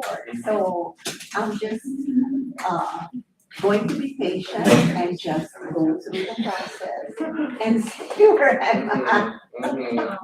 Yeah. And especially gouache is so different from watercolor, and I've been doing watercolor and I'm like, oh, this is so different. It's a bit of a different animal. There's some similarities for Yeah. sure. I actually started with acrylics, and then when the teacher said, next semester we're gonna do watercolors, and now I'm like, gouache! Gouache and acrylics are very similar. Similar. They're related. I know. So Have you ever heard of artificial watercolors? Artesia? Yeah. Oh, is it Arteza? Yeah. I've used Arteza acrylics and they were pretty good. What about the water, like what are they on the model of? I mean I don't think they're professional grade. I don't. There might be some blues that are kind of weak, but I think the opacity and flow is okay. I really can't tell you though. I've never used it. All right, guys. Do we want to work from our own references now, or let's do? I'm gonna do one tree, and then and I'll let you guys kind of have some fun finding some new objects. Yeah. We'll do a little tree in our square. A little tree is a good thing. Yes. Nothing complicated, just a little tree. A little An tree. easy tree. An easy tree. I mean, I drew some from Pinterest, but Okay, awesome. Yeah, I got a whole bunch of trees I don't know if they look like trees or not. from. Oh, this is cool. You can see some color studies of some trees. An artist was exploring with, playing around with value and color and putting every blue in there, putting every orange in there. Super cool. Monochromatic. This was my trees. Mhm. Pinterest had a bunch and I was trying to draw these. I don't know if these look like trees. Okay, I love this. Okay, cool. We'll do this tree here. I love this tree. And also a little cloudy sky. I think I'll probably maybe I'll disregard. That's weird. Yeah, I'll do the hill. Okay. Huh? Yeah. That's Yeah. Let me see. There's a big long one. This one here. Yeah. Yeah. Might as well. We got the colors already mixed. At least it shows the Do top. that tree? Yeah. That sounds good. Let's do that. Yikes. All right, cool. So I'm gonna pick this boy out. Now we got these wide squares. I'm gonna go make it long here. Okay. Maybe I'll work a little bit. Yeah, it's fine. I'm gonna go draw it down first with my pen here. Now, it's good to kind of simplify some things. I'm gonna show you. Where are we at? There's an artist I saw do a tree. This is a great example, kind of how graphic and simplified you can get a tree to look, and it's good to kind of play around with a bit of stylization here. There we go. But you can see here when they're drawing the tree,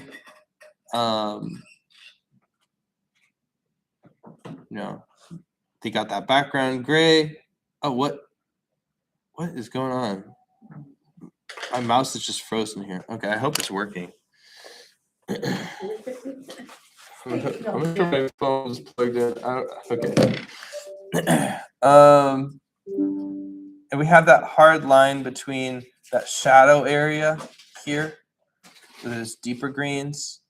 Maybe feels like there's might be a bit of warmth in there. And then there's a lighter side here in that kind of middle ground here.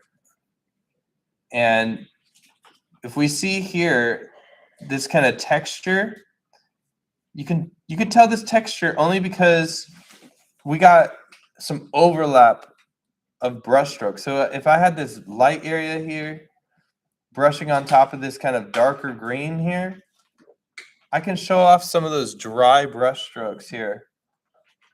Same with some of this shadowy stuff. I know this is all what's it called, digital, but you should be able to capture some of this with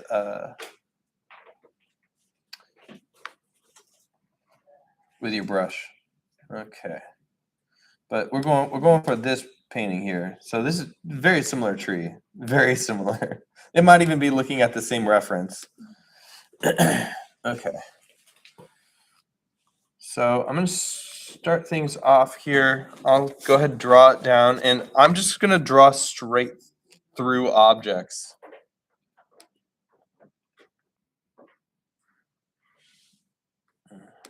I'm just going to close this up. Okay, dokie.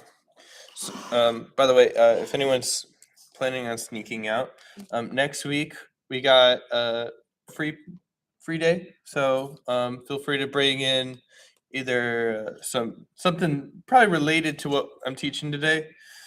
So you could bring in some references, maybe of your own personal photos. So during this week, maybe you'll find a nice hill, sunset, simple scenes, horizon, light, maybe things in shadow, maybe things in the background, or trees.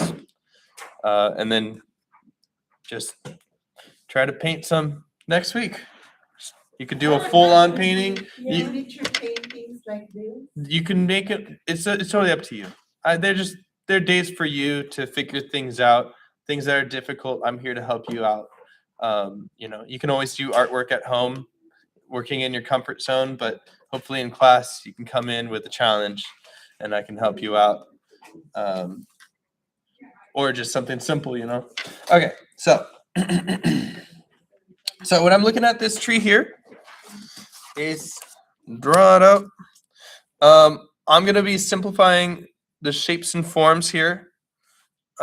So instead of drawing each and every kind of bush and leaf, I'm just gonna kind of start with just a simple half circle here. I can show you what I'm looking at, what I'm thinking of when I'm looking at it.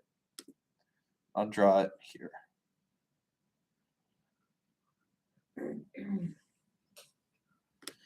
Okay.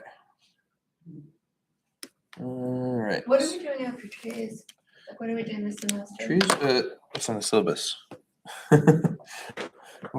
Is there? Oh, cactuses. Oh, that's cool. Doing some flowers. Drawing them. Ooh, maybe doing some dangerous predatory animals. Are there a puma or a bear? Drawing them. Yeah, drawing. Yeah. Oh, and cats. Do your own cat. Bighorn sheep or elk, and I wanted to go to the Natural History Museum for the last field trip. In LA? Yes, it is a long trek. So I mean, without traffic, it's maybe 40 minutes from here. With traffic coming back, it might be up to an hour. So I might not do that. How people don't like driving. It's difficult to drive for a lot of people. LA. You can take the train to, or you have to go a little bit early Uh-huh. to Union Station and take the metro line. Right. Yeah. I don't know. Maybe I'm kind of thinking a little too big here. Maybe I'll limit the driving to 20 minutes. I think that's more comfortable for everybody. Something more local. Yeah, there's plenty of local things. We might do the sculpture garden. I'm gonna kind of scope some things out, go there personally, just so I can understand. But I think the sculpture garden, because Where there's is that? that's right down the street. It's right by the Yeah. Cerritos Library. They have a little sculpture garden. The only issue is like the restrooms are kind of detached. you have to go to the library for the restrooms. But I mean, we're only there for 2 hours, so. But they have some really great sculptures of figures and people. Yeah. Does anyone want to do figure drawing in this class? Yeah, sure. Yeah. We're just down for whatever, huh? Okay. It's gonna make us better artists in that area. Sure. That's good. Yeah, I think I will. I mean, maybe I'll trade out like instead of doing the puma, we could do a human. So, yeah. All right, I'll do that.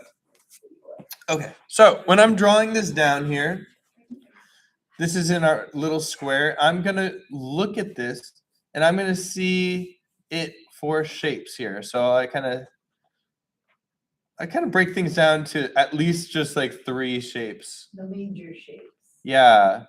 So I got that big ball of a tree, that big main trunk of the tree there. I see a large shape here. And then, I can kind of break that down in 3s. That's 1. See, that's kind of in a 3rd. So I kind of know where the location is in that little square. A lot of the times things are broken down in 3rds. 3rds being 1, 2, 3. And then would you stay like in those shapes to make it more like 3-dimensional or more perspective? Like when you draw the top part of the tree, for instance. Right. Well, to give the image more depth, you definitely want to see what's going on in the image. So I'm going to be bringing in this little hill back here. And maybe I can bring in that tree over here. Is that hill all in 3? Yeah, it looks like it's kind of in the 3rd section, right? So I guess it's kind of halfway down the 3rds. I kind of just like imagine that in my head a bit. But that's just kind of in the bottom side. So I'm gonna draw it out. That's all it's gonna look like for now. Well, not quite. So I'll go ahead and draw it out. So I kind of see that 1, 2, 3 if I wanted to. So I know that this tree is up here. I have that skinny line. I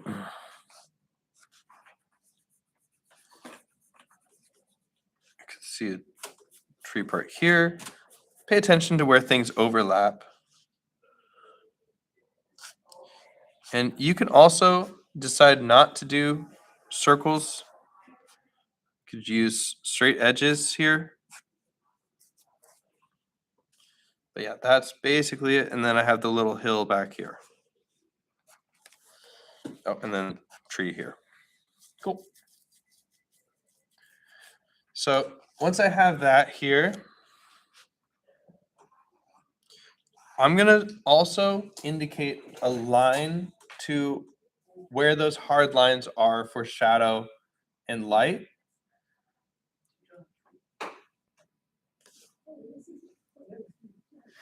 So when I look at this here, I can see that that one's going to be really dark.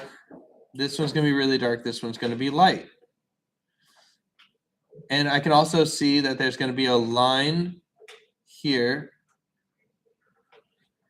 And maybe without, try to do it in just some straight, bold, angled lines here. See that?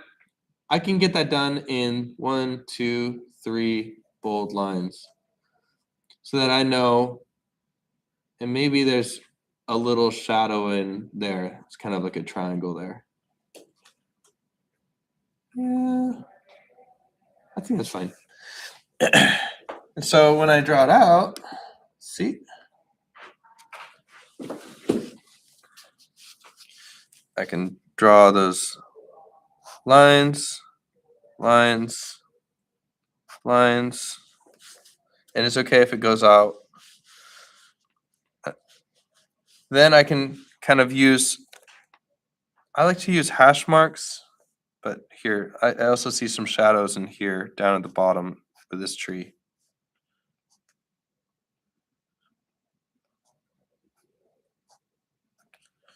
Cool. Sometimes artists will just make stuff up too, to kind of suit what they're wanting to tell. And I'm just gonna go ahead and add some little hash marks here. Now, when I'm shading in for these little drawings, objects that are standing up in the scene, oftentimes my lines will also be up and down. Whereas things on the floor, on the ground, oftentimes I'm drawing from the right to the left. But there's no ground here. So all my lines here, and because it's an organic tree, I like to do a bit of a curve. So kind of add some lines here for wherever that shadow is going to be here.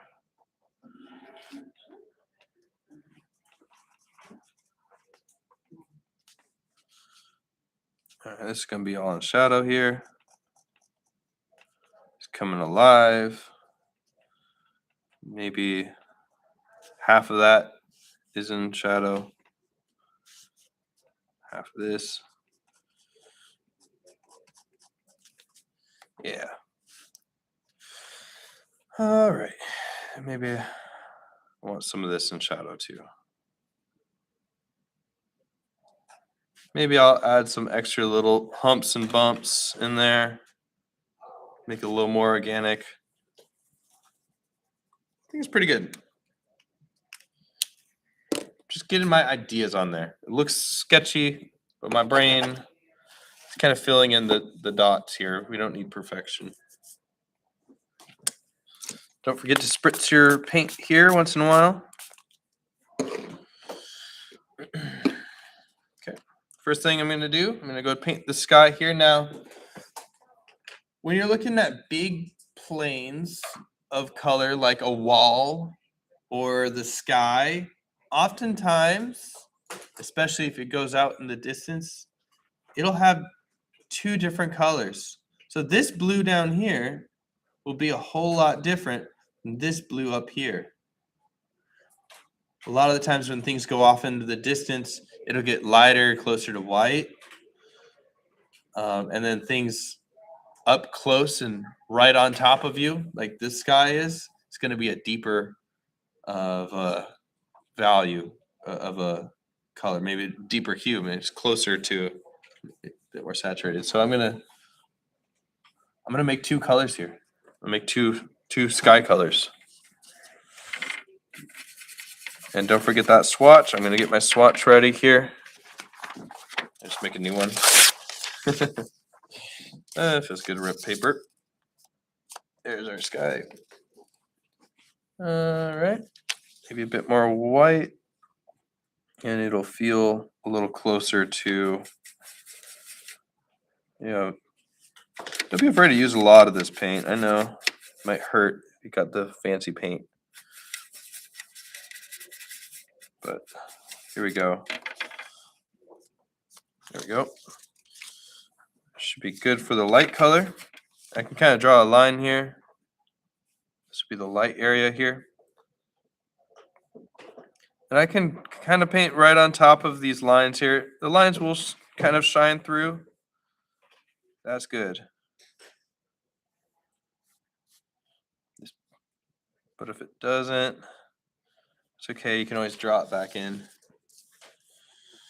All right. And then that second blue, it's going to be much deeper. So maybe I'll use some of that deep blue.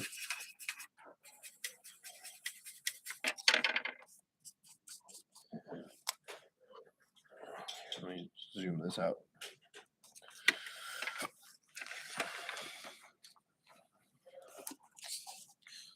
Getting some of that deeper blue.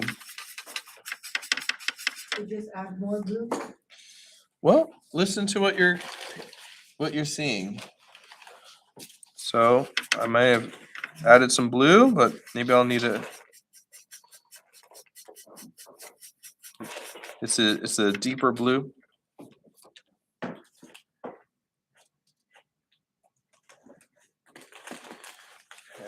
think that's okay. That should be fine. So we can get that deeper blue there.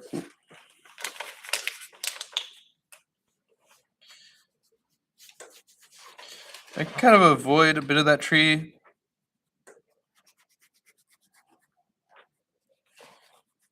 But I'll go up a little back, like into the line of the tree there. Cool, cool, cool, cool. Yeah, and then I'm gonna go ahead and get this area here where it goes from the blue to the light blue. I can get that brush right on top of that light blue. And I can get a bit of that light blue back up into that dark blue area there. That looks pretty good. Okay.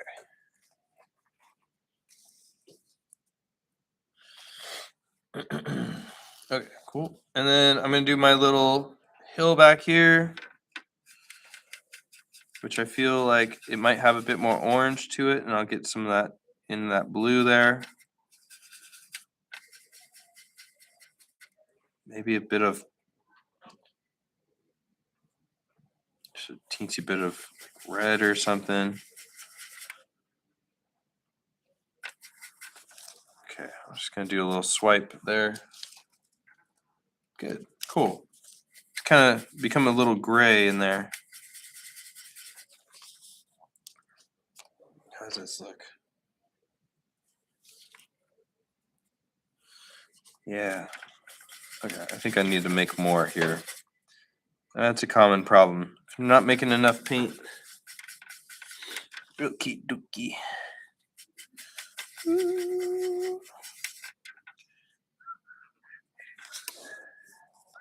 There you go. Good. So what happens if you, so I ran out of white gouache, Uh-huh. red, white acrylic and mixing with the blue gouache. Mm. It seems to look kind of good. Is that okay?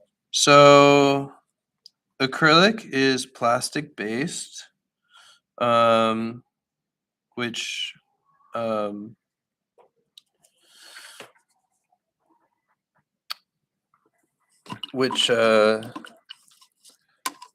when it dries, it becomes Legos, basically.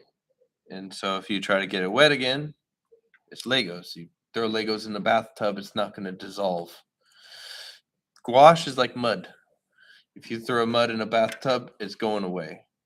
That's the power of the water. So,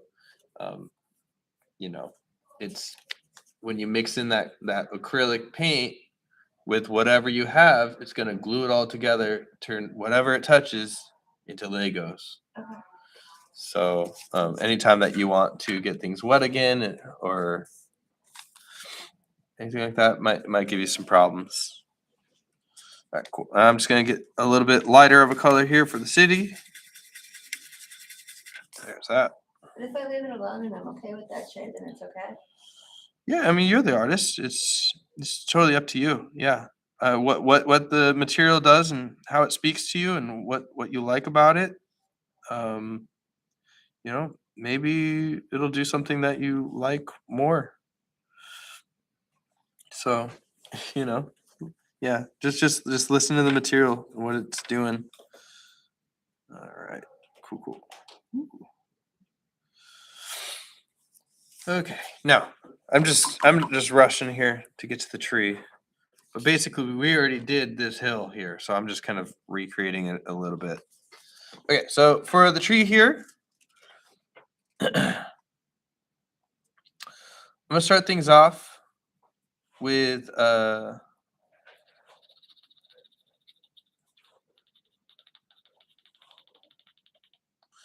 Yep. I'm going to start things off with the middle value, which is actually kind of thinking about it like a child in a way here. So I'm going to be getting that kind of general green that I see in that middle tone, because if you look closely, we get highlights here.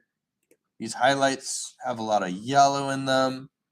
They're very bright. Sometimes they have some reds in there even.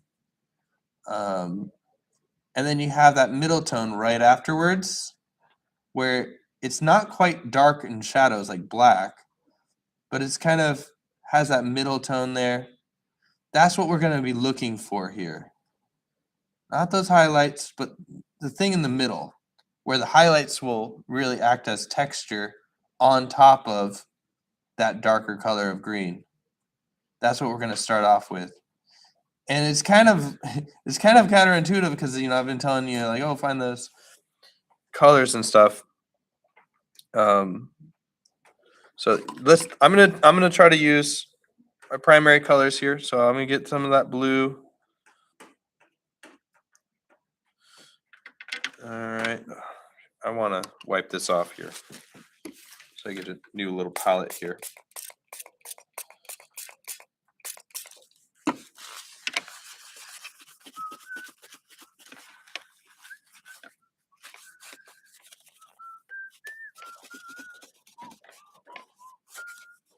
Okay.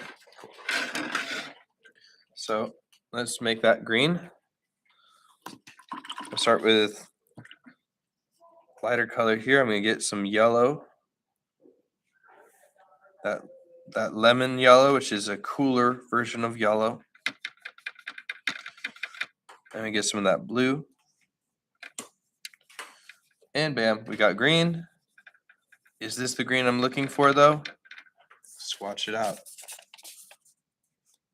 Always check. So this is a very bright green, but we're looking for a color for the bright highlights to stand out on top of. So I want it to be a little bit more murky. So I'm going to add a bit more blue. And what I'm noticing here, this is a very vibrant green.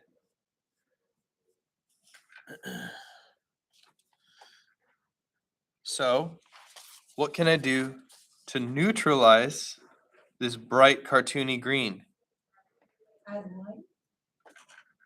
That would neutralize it, but I think it needs to be a little bit darker from what I'm seeing. You could add more blue, but it looks like my blue's a little bit lighter than that. We could add more black, but I could also add more red. Yeah, because red is the opposite of green, right? Look at our color wheel. So if I wanted to get closer to neutral, it just add that red. That's my little character. He's gonna get closer to the neutral color. So I'm gonna get a little bit of that red. And when you add a little bit of that red, let's get a little bit of that red in there. Just a teensy tiny bit. We get this really nice rustic green. That's kind of what I'm looking for. When you add opposites, and you'll see green in the cell structure of leaves too. I mean, so, of course you see green, but you see red in the cell structure of leaves. So that's why some leaves have a lot of red.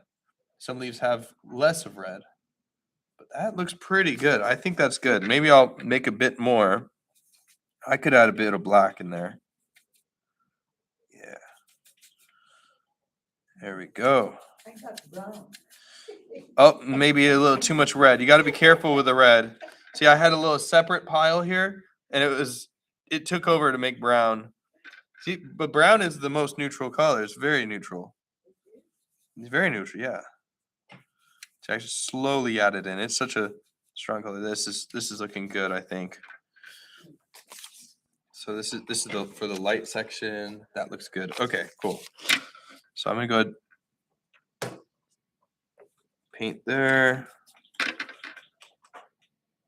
So are we painting the darker section first or? This is kind of for the lights, and it could also be for some of the lights here. Now I'm gonna pay attention to some of the like little light holes happening in the tree there. Try to paint thick here. Mine's very watery right now. And we're just focusing on the silhouette, the shape of the silhouette here. You saw how graphic that artist did it? Try to keep in mind how graphic you can make yours. Just do big swipes, not dots and dashes. Do that later. Yeah. Yeah, that's what we're looking for. See? We want that murky. We want it to be a little murky because I'm going to get those highlights. It's really bright yellows. That's going to stand out even better. Remember when we were looking at the posters for the Epic poster where you saw the bright sun shining? It felt really bright. That was only because everything was dark. So I'm starting a little darker here. Okay. Cool. All right, I'm gonna paint this tree back here too. It might be a little bit different though. I think it has a bit of yellow in there. I can kind of do a swatch if I wanted to, but I think I'm just gonna add a little bit of yellow to it. Check it out. I don't know. That looks good. Yeah, down here it's gonna be a bit brighter, more yellow. Yeah. Do I want it in my shadows?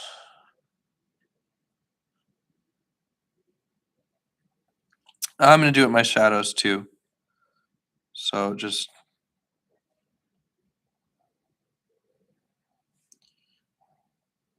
anywhere where there's tree, I'm doing this green.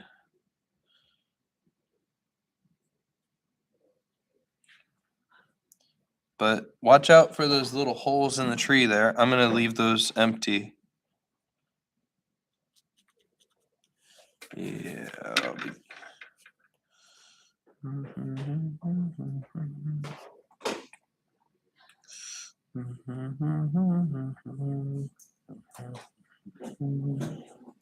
All right, cool.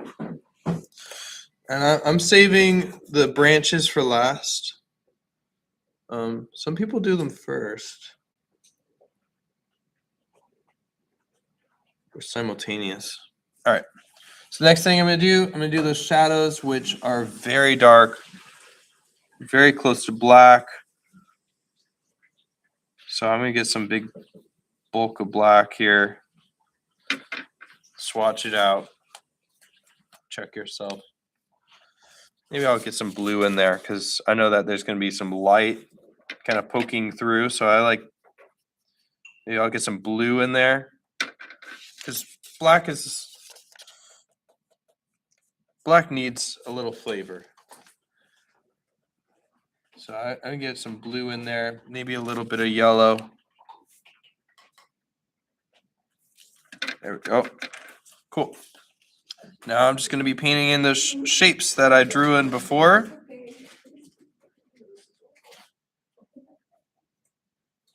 There we go. Shape.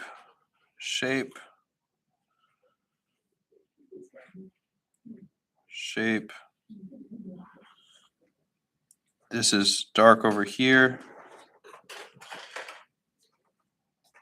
Bunch of darkness over here.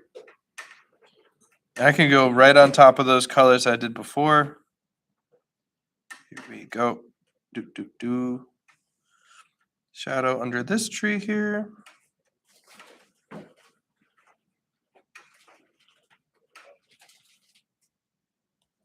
Okay.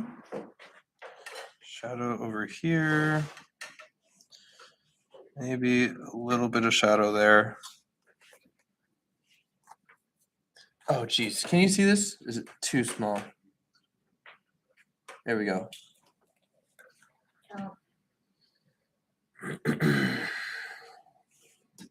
Yeah. All right. The very last thing, I'm gonna get those highlights, and this is the fun part, where if you're working in this manner, you get antsy because it's always so murky the whole time. But it pays off at this point. I'm gonna get some of that yellow here because I think that's gonna be a lot of yellow here. So I kind of keep an eye on. Let's get a lot. There we go. Got a lot of that yellow.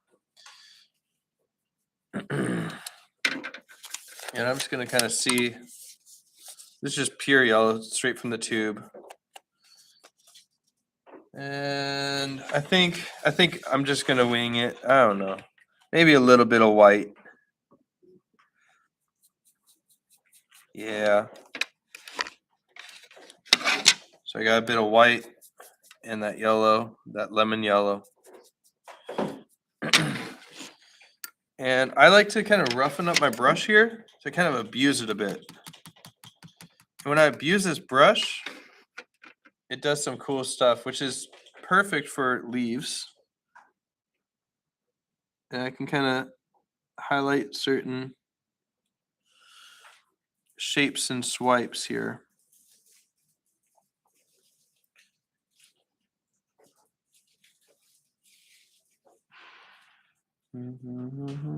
So instead of brushing each individual kind of taps, I'm gonna try to swipe it over each kind of group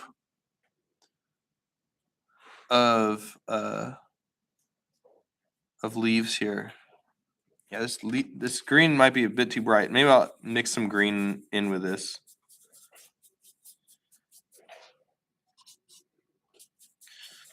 Yeah, I like it real dry here.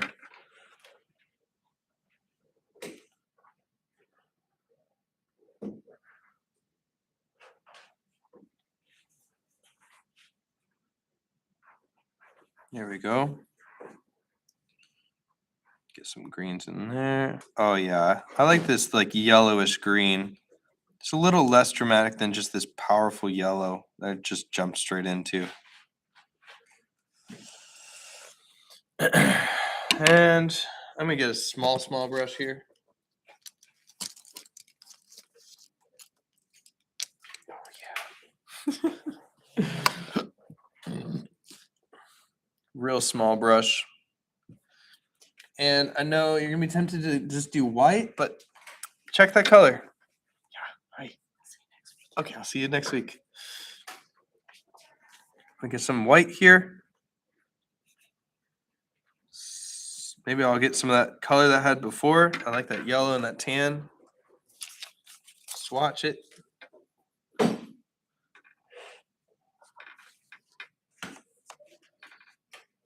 And I'm gonna check it out. Oh no, it needs a lot more white.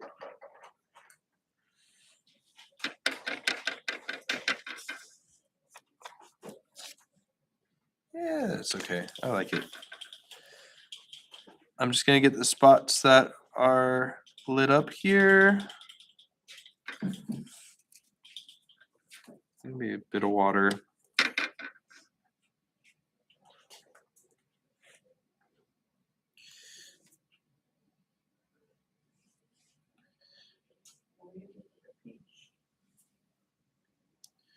I put a little bit of the peach in the white.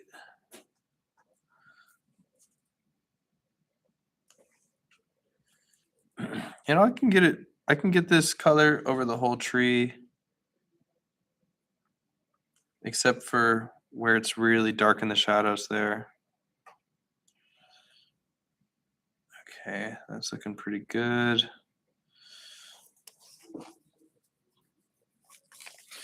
And then finish it off. Some black, some real dark color.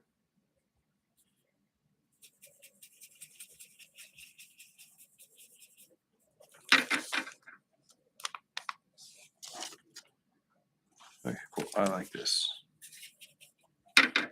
Yeah.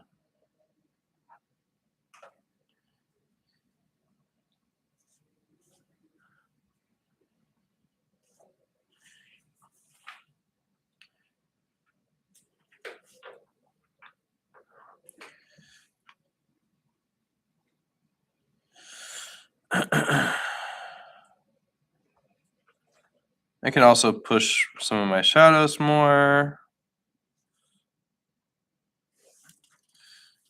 And I can also bring out some of that sky, like some more sky. I can get some white with that blue, some of that same kind of sky color I had from before.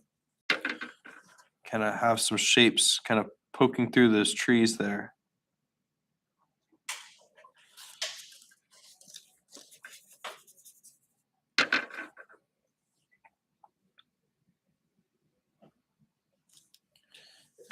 Maybe a little closer to the actual color there. Here we go.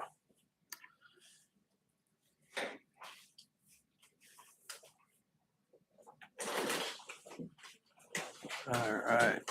How's this working for everybody? Yeah. So I can use the same blue that I had in the background because we can kind of color match.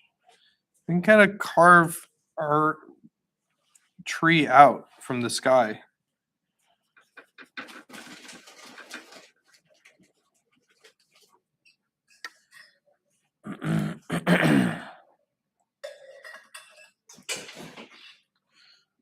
Kind of carve a different shape if you want it.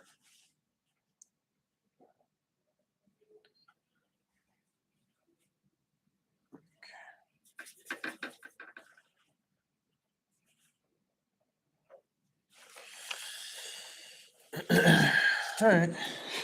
It's the smallest tree ever painted. I should have just done a big tree, honestly. I don't know. What I was I like the small trees. thinking. What color are you gonna make the main trunk? Is it gonna be a beige or I, dark brown?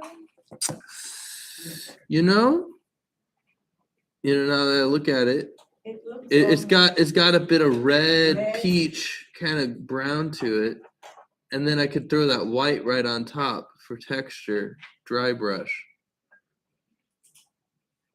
I just did straight white because it's so small. But if it was bigger, I'd probably have that two-tone start with like red, brown. A peach, Yeah. do a base peach and then throw. So white peach is on kind top. of like that red and yellow and white.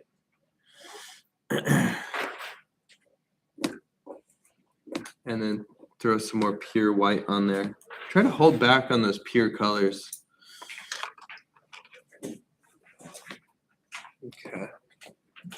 Well, I've ran my mouth enough. So yeah, next week you can bring your own picture of a tree. Hopefully something that you've seen in person. You might have a relationship to.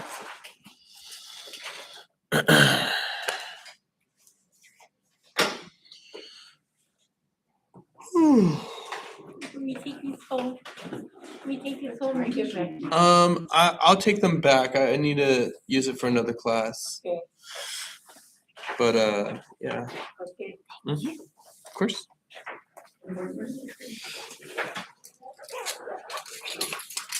I'm missing a drop off. I know. Yeah, I was just running late today. Next week I'll have them. No worries. We don't make too much of a mess anyways. Awesome. Awesome. Cool. I feel like there's some serious headway today. Yeah. I have a watercolor. Ah, yeah. Me too hard. You made some broccoli? I heard you say that. How you doing? So this is the smallest tree I've ever made Yeah, me in my too. life. It's fun to paint really big things small, then really small things big. No, it's watercolor. It says watercolor. Yeah, I know, yeah. You know, that's, I'm used to this. Oh, How you doing? Go under the table. See my. Okay, let's see it. There's the silhouette. There's some fun. I wish I saw some color on there. Well, neon color. That's pretty, you got that going. That one looks great. Well, I hope you come next week. Maybe take some pictures, some pretty trees or mountain range you can see. So don't need to class next week. And today I'm doing this. So they used to do a lot of it. Mm-hmm. And now I'm trying to get back. Yeah. Not easy. Not easy at all. That's a really good. I haven't. So this is what your brush. I don't know. Ever heard of the word trypophobic? You ever heard of trypophobia? No. Fear of holes. Oh, very nice. No. You have the fear. No, but I understand it. Sometimes I'm like, We got little junkies at the store. yeah. I went into the Hobby Lobby for the first time in a very long time this weekend. Oh, this place is dangerous. I was taking so many pictures. I was like, I want to get this, like No, my name is fat. You don't have much of a choice, really. No, I went into no. Something for Mr.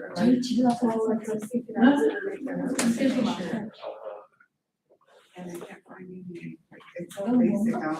There's no imagination here. I gotta go look at the liquor store. Find a way to tie dye or something. Well, I bought this fabric, it's something I'm gonna put a good denim color, and I just, so I can't wear it. I don't know, those ones. But now I need some body, so. Can't find it. But I bought it at that.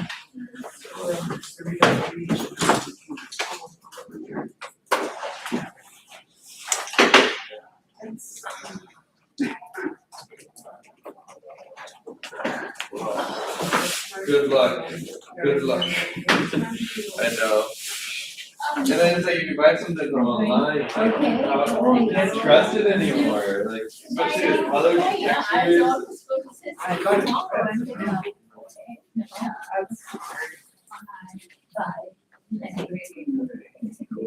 Oh, here's your. Yeah, thank you. Thank you. Yeah. You see how good it came out with the under the acrylic and the wash? It's all the glue, it's gorgeous. Yeah, just out of desperation. Yeah. Is this dry? Yeah, it's pretty much. I'd like to see when it's dry, just to see like what the textures look like. Yeah. It's really got like plastic texture to it, like gouache. I deliberately did Pastel-y. the white like on the tree trunks and then a little bit of plastic, but I wanted it for texture. But this is just pretty much smooth, like. And the dark was a little bit wet still, but this is all dry. If it's more wash, then it comes out smooth. You know, if it's just a little bit of white in the mixture, but that was pure white to get that trunk kind of.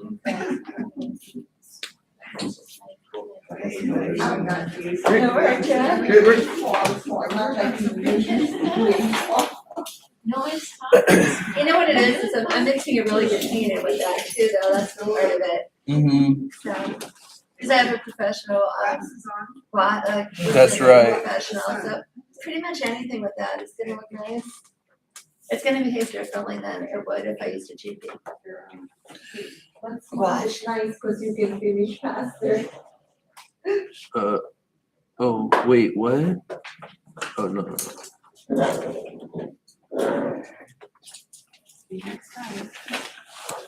Wow. Bye now. Alright, bye-bye. I'll see you guys next week. Alright, bye-bye.